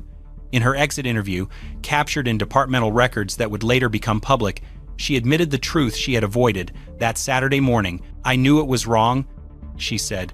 "I knew he was targeting that man because he was black, and I didn't say anything. I can't live with that. I can't wear this uniform knowing what I let happen." The mandatory reforms were extensive. New protocols requiring residency verification before any arrest at a private residence, enhanced bias training with quarterly assessments and accountability metrics. an independent civilian oversight board with full subpoena power to investigate complaints, the teeth that Internal Affairs had always lacked. The Riverside Police Department would never operate the same way again. The cost of protecting Derek Wolfe had finally come due. Marcus Smith could have taken his settlement and disappeared. He could have returned to his life, his family, his career, his quiet street in Ridgewood Estates, and let the system move on without him. Many victims did exactly that, exhausted by the process, eager to forget. But Marcus had spent 16 years running toward danger, not away from it. He wasn't about to stop now. 3 weeks after the settlement was announced, he appeared before the Riverside City Council. The chamber was packed journalists, activists, community members, and fellow veterans who had heard about his case and traveled from across the state to show support. Television cameras lined the back wall. Marcus wore his dress uniform, every ribbon and medal displayed on his chest. The trident gleamed under the fluorescent lights. He stood at the podium and spoke without notes, his voice carrying the same steady authority that had led men through combat. "I have served this country for 16 years, he began. "I have been shot at by enemies overseas. I have lost friends in combat. I have sacrificed time with my family, missed my children's birthdays, spent holidays in places I can't name, doing things I can't discuss. I did all of this willingly, proudly, because I believed in what this country stands for." He paused, letting the silence settle. "And then I was handcuffed in my own driveway because a police officer saw a black man in a nice neighborhood and decided I didn't belong. My military ID meant nothing. My service meant nothing. My home, my family, my sacrifices, none of it mattered.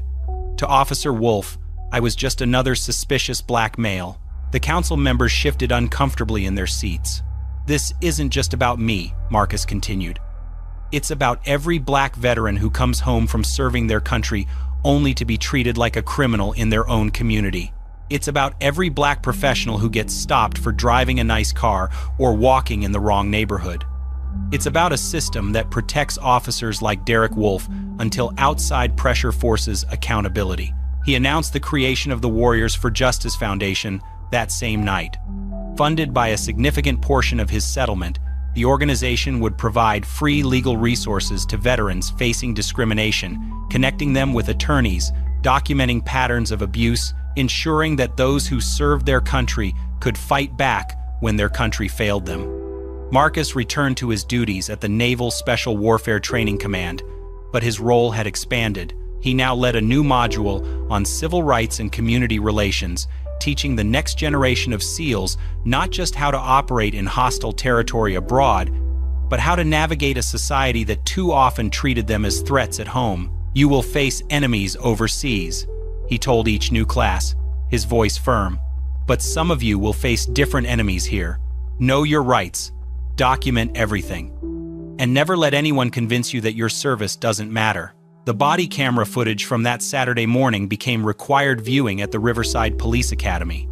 Every new recruit watched Wolfe's dismissal of Marcus's credentials, watched Reeves's silence, watched a decorated hero treated like a suspect. The lesson was explicit.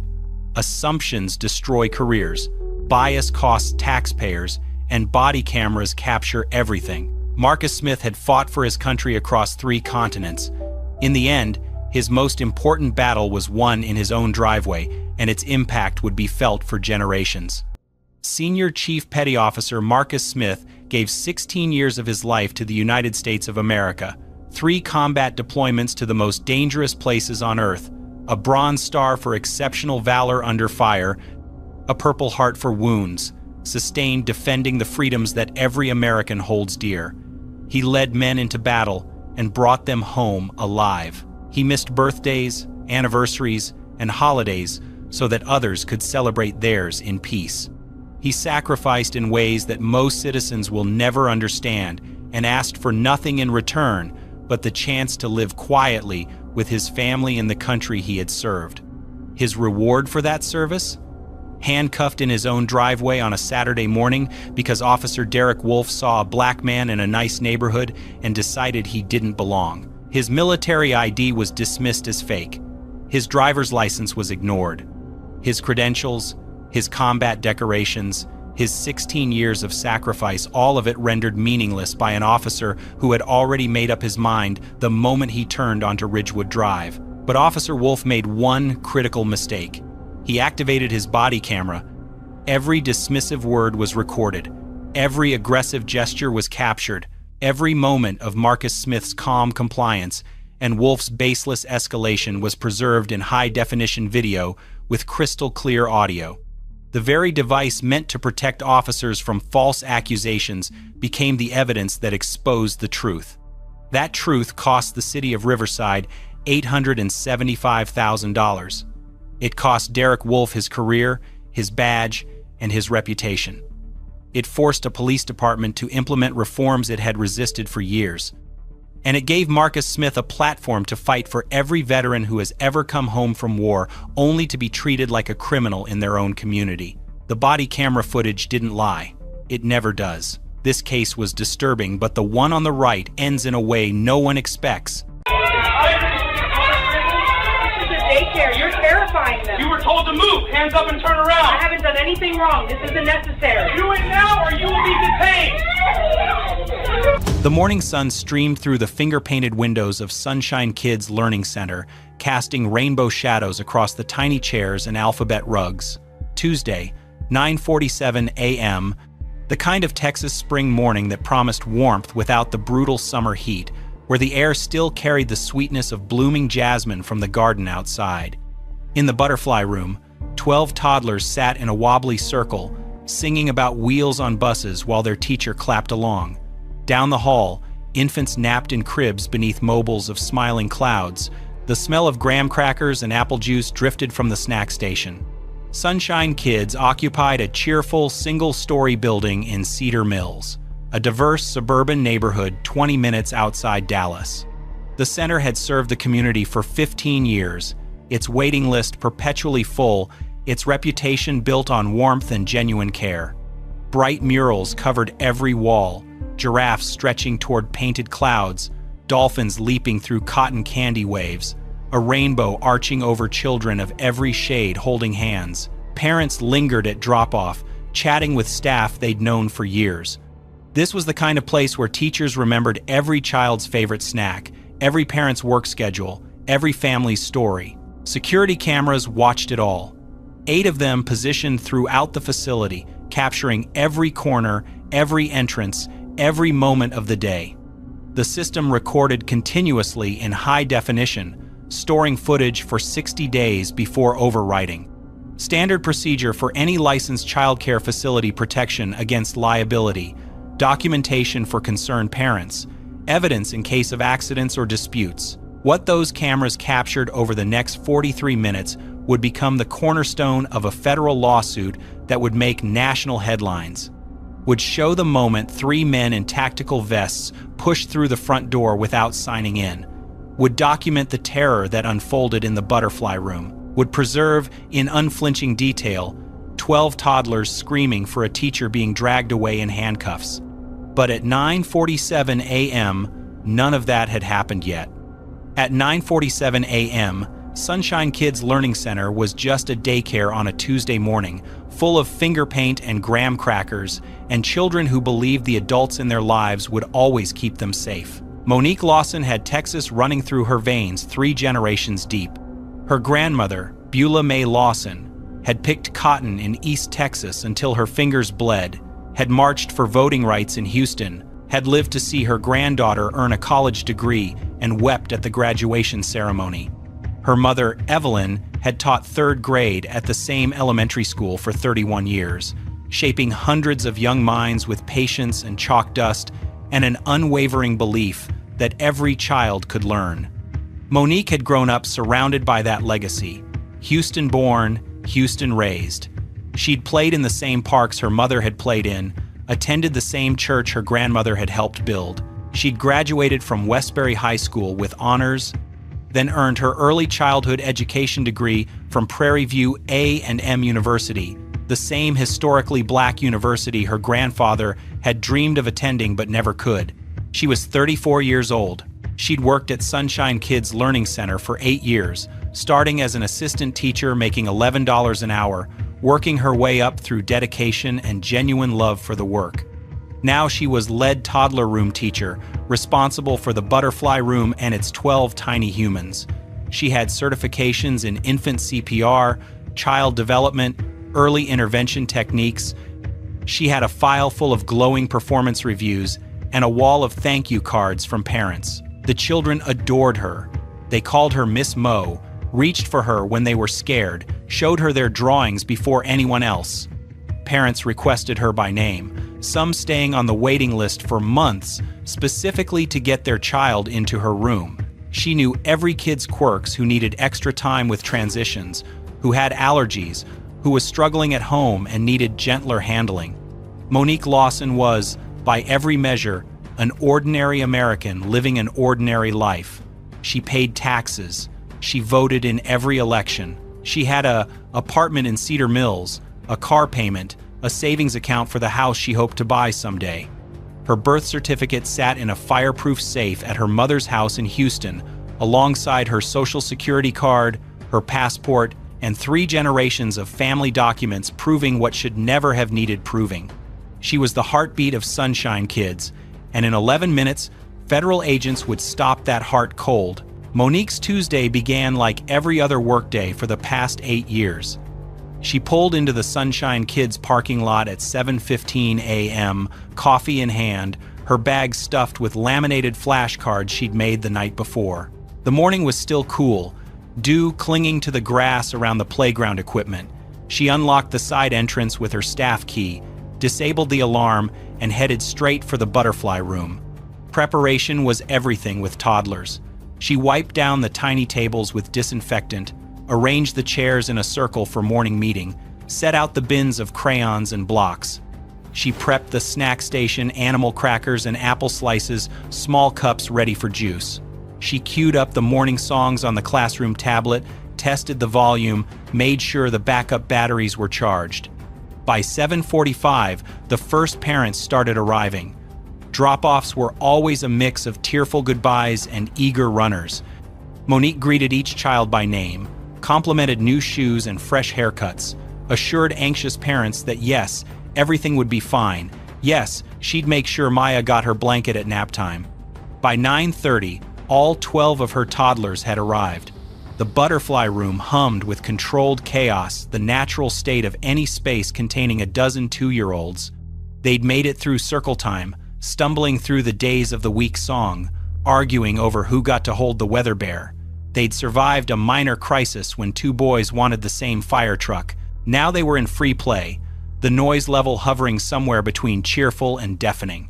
Monique knelt beside Sophia Reyes, a tiny girl with pigtails and a gap-toothed smile, helping her with Velcro shoes that refused to cooperate. Sophia was chattering about her cat, something about whiskers and breakfast, the words tumbling out faster than her tongue could manage. "Almost got it, baby girl," Monique said, pressing the strap into place. "There, good as new." The front door buzzer sounded. Nothing unusual late drop-offs happened. Delivery drivers came by, parents forgot things. Through the butterfly room's interior window, Monique could see Denise at the reception desk, rising to answer. 3 men in tactical vests pushed through before Denise could reach the door. The letters on their chests were visible even from 40 feet away. ICE. Monique's hands froze on Sophia's shoe. They moved like men accustomed to resistance. Tactical formation, hands near belts, eyes scanning the space with practiced efficiency. 3 federal agents in a room designed for finger painting and nap time, their boots heavy on floors meant for tiny socked feet. Lead agent Victor Stanton was already talking before Monique could stand. "Immigration and Customs Enforcement. We need to speak with employees regarding work authorization." His voice carried across the butterfly room, flat and loud, cutting through the chatter of 12 toddlers who didn't yet understand what was happening, but they felt it. Children always feel it. The room went quiet in patches, some kids freezing mid-play, others looking up with wide eyes, a few continuing to babble, oblivious. Monique rose slowly, positioning herself between the agents and her children. She kept her voice calm, her movements deliberate. 15 years from now, Body camera footage would show how steady she remained in this moment, how her hands didn't shake even as her heart hammered against her ribs. "You're in a classroom full of 2-year-olds, she said, her voice low but firm. "Whatever you need, we can discuss it outside." Stanton didn't move. "Ma'am, I need to see identification and proof of legal work status, now. I'm a U.S. citizen, born in Houston, Texas. I've worked here for 8 years. Monique kept her body angled toward the children, a human shield in a cardigan and sensible flats. "My documents are in my locker in the staff room. I'm asking you, please, step into the hallway. These are babies." Behind her, Sophia had started whimpering, her small hand reaching for Monique's leg. Another child, a boy named Deshaun, stood frozen by the block station, his lower lip trembling. The energy in the room was shifting, confusion, curdling into fear, the way it does when children sense adults are scared. Agent Stanton's partners had spread out. One blocked the interior door, the other moved along the wall, his eyes cataloging faces, taking mental notes Monique couldn't read. "Ma'am, you need to come with us to verify your status. Step away from the children. I'm not leaving this room until someone qualified takes over care of these kids." Monique's voice didn't waver. "Call my director. Call corporate. I'm not abandoning 12 toddlers with strangers." Stanton's jaw tightened. Behind Monique, Sophia began to cry. The agents didn't move toward the hallway. They spread wider instead. Agent Kowalski positioned himself at the interior door, his broad frame blocking the only exit to the rest of the building. Agent Brennan pulled out his phone and began photographing the room, the murals, the cubbies with children's names, the tiny faces staring up at him with growing confusion. The flash blinked again and again, clinical and cold. "Ma'am, I'm not going to ask again." Stanton's voice had hardened, patience evaporating like morning dew. "Produce documentation now or you'll be detained for failure to comply." "My purse is in my locker." Monique kept her voice steady, though her pulse was screaming. "Staff room, down the hall.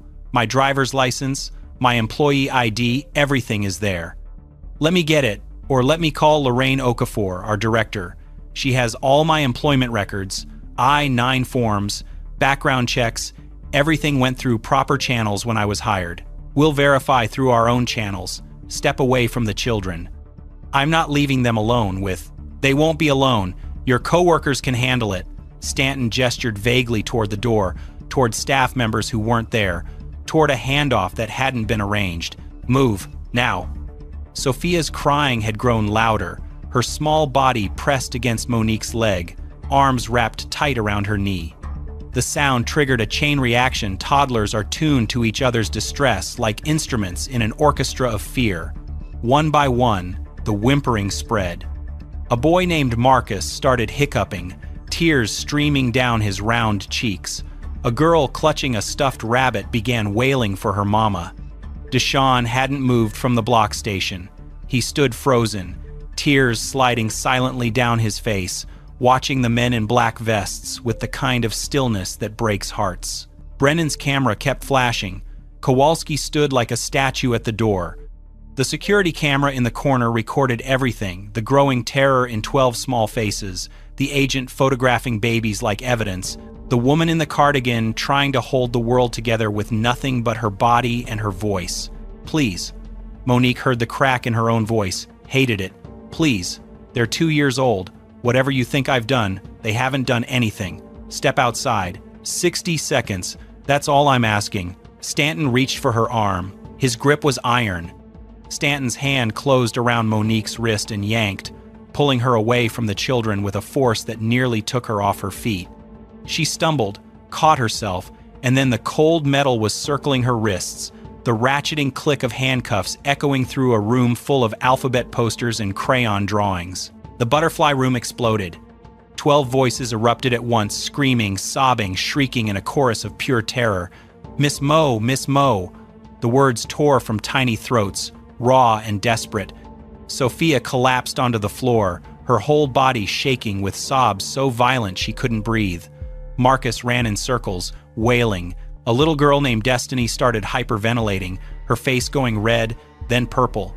Deshaun broke free from his frozen state and sprinted toward Monique, his small arms outstretched, reaching for the only safety he knew. Agent Brennan stepped into his path, a wall of tactical vest and federal authority blocking a 2-year-old boy from his teacher. Deshaun bounced off the agent's legs and fell backward, landing hard on his bottom, his wail joining the others.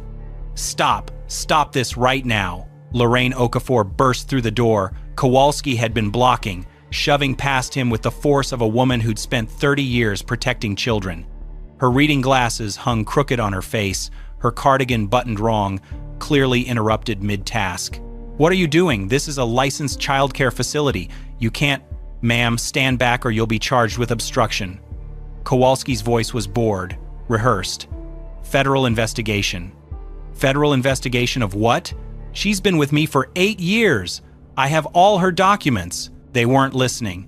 They were already moving, Stanton and Brennan flanking Monique, guiding her through the chaos of screaming children toward the front of the building. Past the infant room where babies startled awake. Past Denise at reception, her hand pressed to her mouth in horror. Past the cheerful welcome sign and the parent bulletin board. Past the front windows where 3 parents arriving for early pickup watched a black woman in handcuffs being escorted out of their children's daycare. The phones came out immediately. The footage would be online within the hour. The screaming didn't stop for hours. Lorraine Okafor moved through the butterfly room like a medic in a war zone, gathering children into her arms, calling for backup staff, trying to contain a catastrophe that had already detonated. But there was no containing it. Sophia had to be physically peeled off the floor where she'd collapsed, her small body rigid with terror, her voice gone hoarse from shrieking. Deshaun had retreated under a table and refused to come out, flinching every time an adult approached. Marcus vomited from crying so hard. 3 children couldn't catch their breath. Destiny's hyperventilation worsened until her lips turned blue. A boy named Jalen started gasping, his tiny chest heaving. A girl named Amara passed out cold on the reading rug. Lorraine called 911. While her assistant director loaded all 3 into her personal car, the ambulance would take too long. She decided in a split-second calculation that would later be scrutinized in depositions. All 3 children were treated for acute stress response at Cedar Mills Urgent Care. All 3 were under the age of 3. By 10:30 a.m., every parent on the Sunshine Kids contact list had received an emergency call. "There's been an incident. We need you to pick up your child immediately. We'll explain when you arrive." The parking lot filled with panicked mothers and fathers, some still in work clothes, others in pajamas, all of them demanding answers that Lorraine didn't fully have. She told them what she knew. Federal agents, Monique detained, no charges explained. The children witnessed everything. Parents wept. Parents screamed. Parents held their traumatized toddlers and rocked them in the parking lot, afraid to take them inside, afraid to leave, afraid of a world where this could happen in a place designed to be safe. By 11 a.m., Lorraine had called corporate headquarters and secured a directive to preserve all security footage. By 11:15, she'd contacted a lawyer, a former parent, whose child had graduated to kindergarten 2 years prior, but who still sent holiday cards. By 11:30, the first parent video had been posted to Facebook. By noon, local news vans were parked outside Sunshine Kids Learning Center, their cameras pointed at the cheerful rainbow mural like an accusation. The footage spread, the story caught fire, and somewhere in a federal holding facility, Monique Lawson had no idea the world was starting to watch. The cell was cold. That was what Monique would remember most clearly in the months that followed the relentless, bone-deep cold of concrete and metal and recycled air that seemed designed to remind you that comfort was a privilege you'd lost. They processed her in silence, photographed her, fingerprinted her, took her watch, her earrings, the hair tie from her wrist. Asked questions she answered over and over: name, date of birth, place of birth, citizenship status, until the words lost meaning, until Houston, Texas felt like a prayer she was begging them to believe. She asked for a phone call, request denied. She asked again at hour 2, hour 3, hour 4, denied, denied, denied. The agents cycled through shifts, new faces replacing old ones, none of them meeting her eyes, all of them treating her like a problem to be processed rather than a person to be helped. At hour 6, they finally let her call. Evelyn Lawson answered on the first ring. Baby, where are you? It's all over the news. Mama, Monique's voice cracked for the first time since the handcuffs clicked. I need you to bring my documents. Birth certificate, social security card, passport. They're in the safe. I'm already in the car. Of course she was.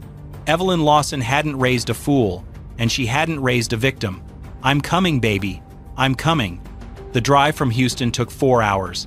Evelyn arrived at the facility by 8 p.m., documents in hand, fire in her eyes. She presented everything: original birth certificate from Houston Methodist Hospital, social security card issued 34 years ago, passport renewed last spring for a cruise that never happened. The verification should have taken minutes. It took 28 more hours. No explanation, no updates, no apologies.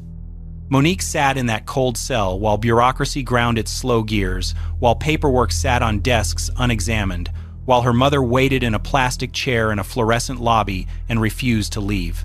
Monique survived by reaching backward, by closing her eyes and hearing her grandmother's voice, rough with age and sweet with faith, singing the hymns that had carried Beulah May Lawson through cotton fields and courtrooms, and a life spent being told she didn't belong. Precious Lord, take my hand, Monique whispered to the concrete walls. Lead me on, let me stand. 42 hours after agents dragged her from a room full of screaming toddlers, Monique Lawson walked out of federal detention. Her mother caught her before she collapsed. Nadine Beaumont had spent 23 years making federal agencies regret their worst decisions. Her office in downtown Dallas was modest: no mahogany, no leather chairs, no intimidation tactics dressed up as decor. Just file cabinets stuffed with case histories, a wall of framed verdicts, and a reputation that preceded her into every courtroom. Immigration enforcement cases were her specialty. She'd seen it all: workplace raids, traffic stop detentions, families torn apart on suspicion and assumption. But when Monique Lawson walked into her office 2 weeks after her release, Nadine knew immediately this case was different. They did it in front of the children, Monique said, her voice steady but her hands trembling around a cup of water she hadn't touched. 12 toddlers watched them drag me out in handcuffs. 3 of them ended up in urgent care. Nadine leaned forward. Tell me everything. The evidence was overwhelming. Security footage from Sunshine Kids captured every angle: the agents pushing through the front door, the confrontation in the butterfly room, the handcuffing, the screaming children, the chaos left behind. 8 cameras, 43 minutes of uninterrupted documentation. Body camera footage, obtained through FOIA requests after months of bureaucratic stonewalling, confirmed what the daycare cameras showed and added audio that made jurors flinch during depositions. 9 parents provided witness statements. 3 had been in the parking lot during the arrest, their phone videos already viral. 6 others documented their children's trauma in painful detail: the nightmares, the bedwetting, the terror at seeing anyone in uniform. Lorraine Okafor and 4 staff members gave testimony about the agents' refusal to follow any reasonable protocol, their dismissal of offers to verify employment, their treatment of a licensed childcare facility like a smuggling operation. Medical records told the rest. 3 children treated for acute stress response, 2 prescribed child-appropriate anxiety medication. 1 little girl, Sophia Reyes, had stopped speaking entirely for 11 days after the incident.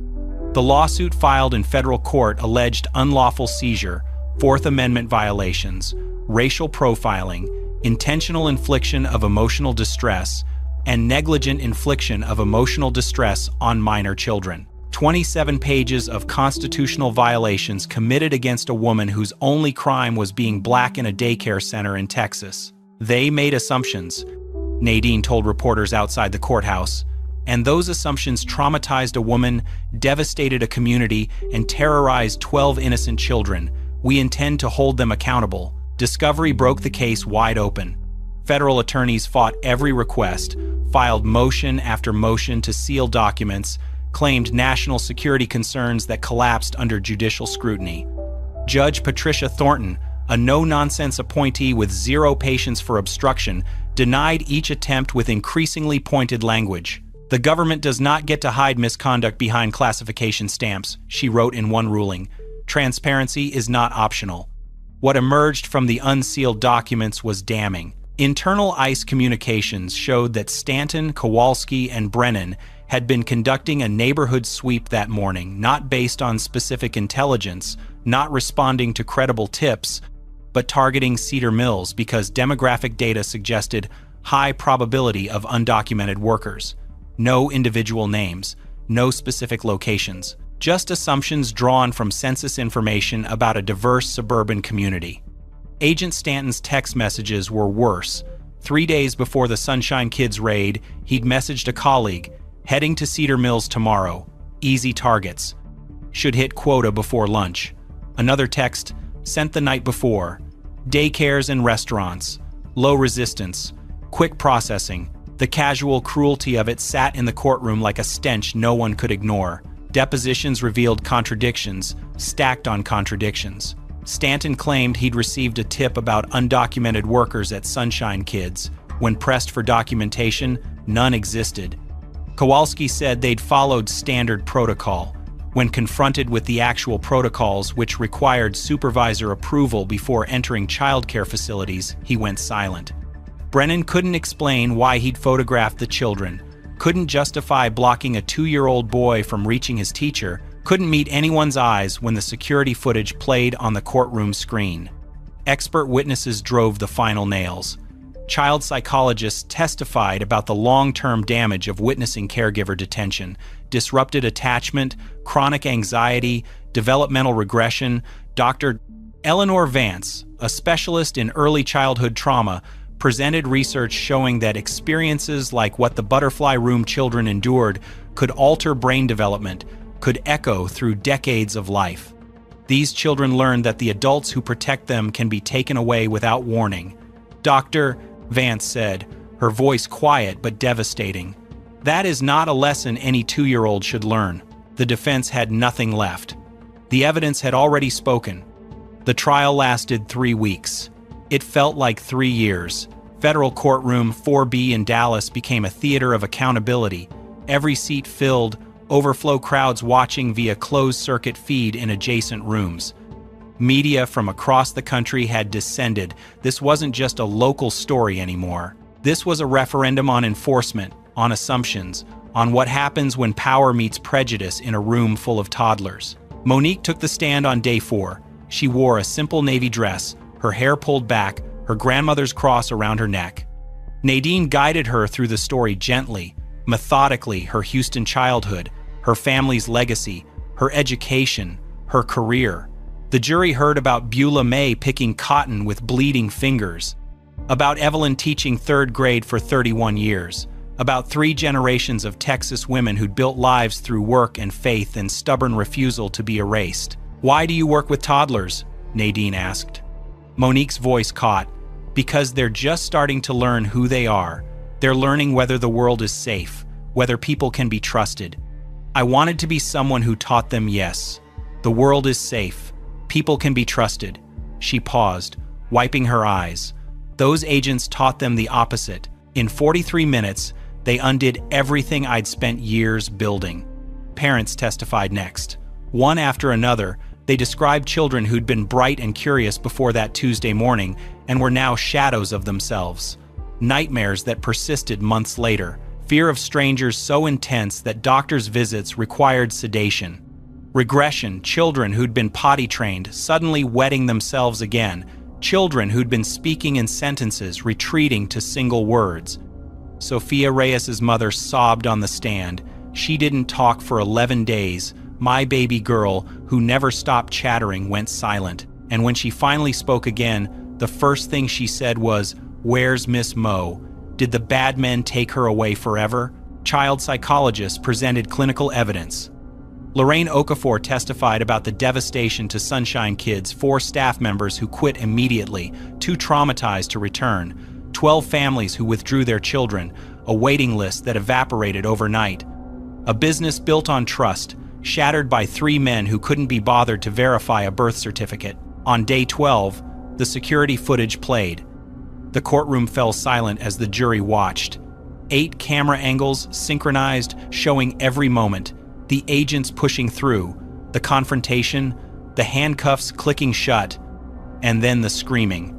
12 tiny voices shrieking in terror, the sound quality crystal clear, impossible to ignore or minimize or explain away.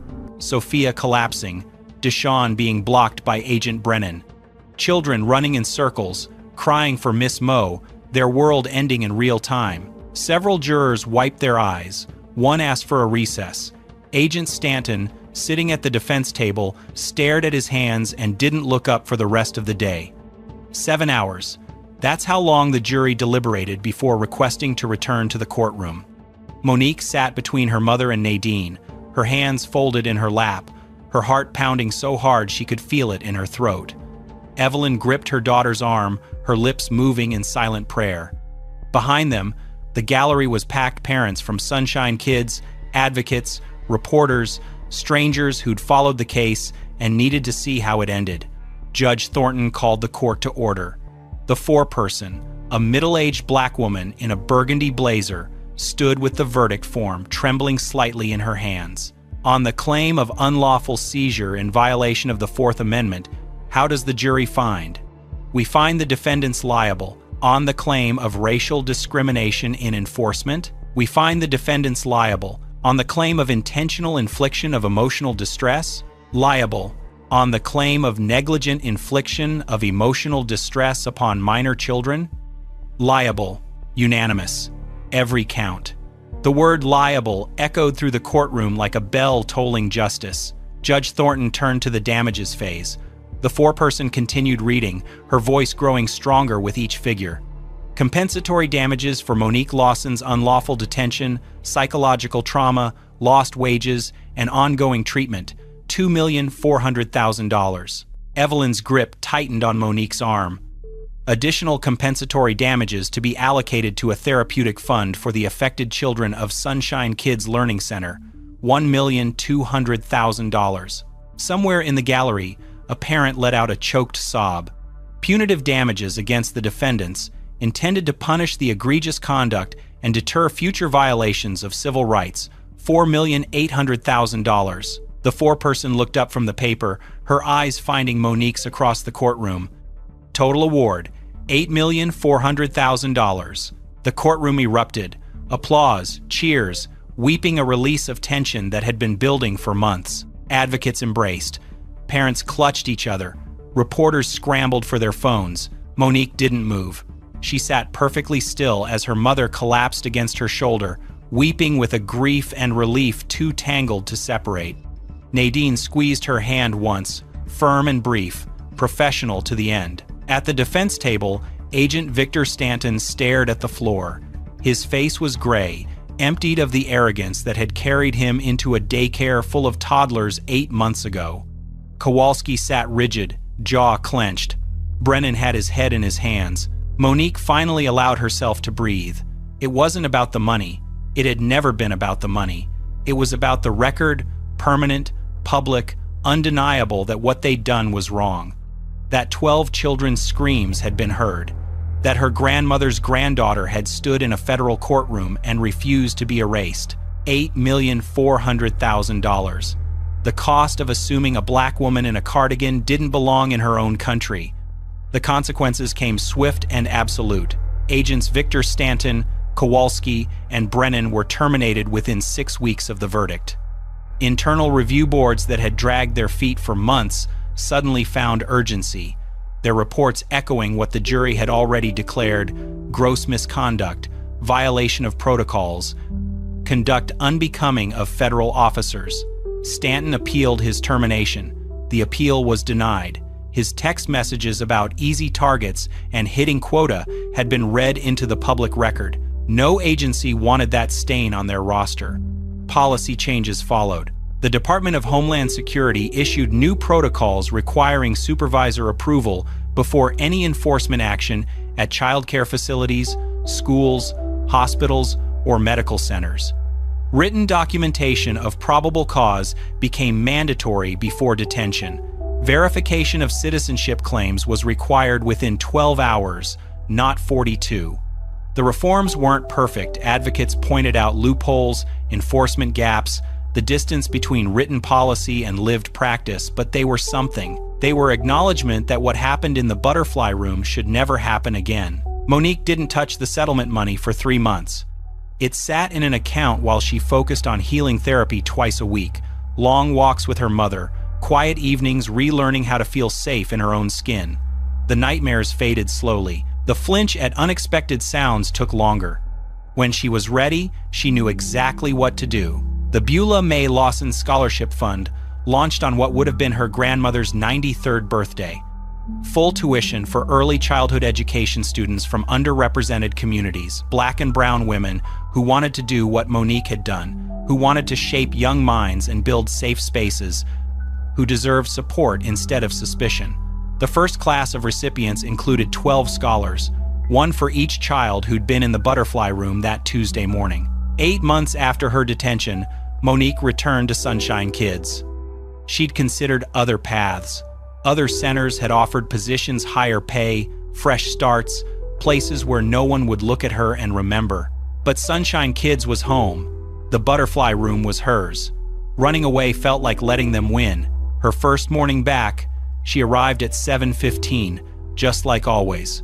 Unlocked the side entrance, disabled the alarm, walked to the butterfly room and stood in the doorway, breathing through the tightness in her chest. The room looked the same. Tiny chairs, alphabet rug, finger-painted windows catching the morning light. At 8:30, the children started arriving. New faces mixed with familiar ones. Some families had returned when they heard Miss Mo was coming back. And then, clutching her mother's hand in the doorway, there was Sophia Reyes, 3 years old now, pigtails, gap-toothed smile, eyes that went wide when she saw Monique standing by the Circle Time rug. "Miss Mo!" Sophia broke free from her mother and ran full speed, arms outstretched, crashing into Monique's legs with the force of a small hurricane. Monique knelt down and gathered her close, feeling the tiny heartbeat against her chest, the small arms wrapped tight around her neck. "I missed you," Sophia whispered.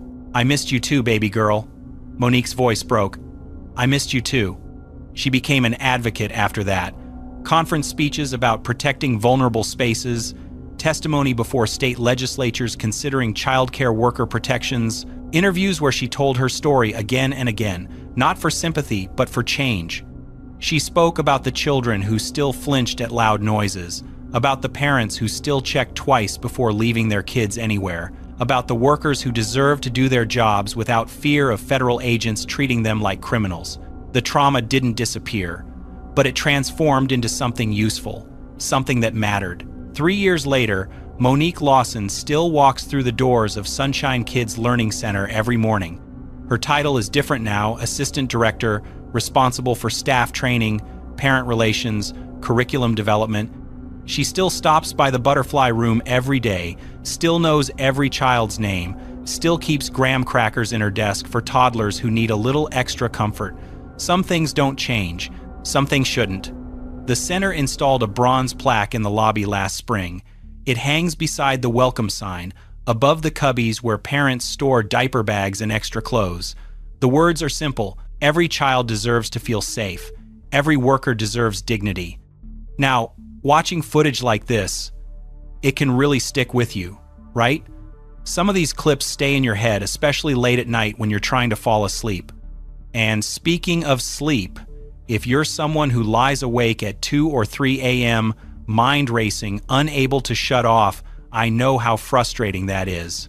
You're exhausted, but your brain just won't stop. And the worst part? The less you sleep, the worse it gets. Your energy crashes, your mood suffers, everything feels harder than it should. I struggled with this for years. Tried melatonin, white noise, warm milk, nothing worked long term. Then I found something called the 30-Day Uninterrupted Sleep Reset. It's a science-based program, no pill. True justice is an evolving process, and awareness remains your strongest shield. We appreciate your viewership and dedication to clarity.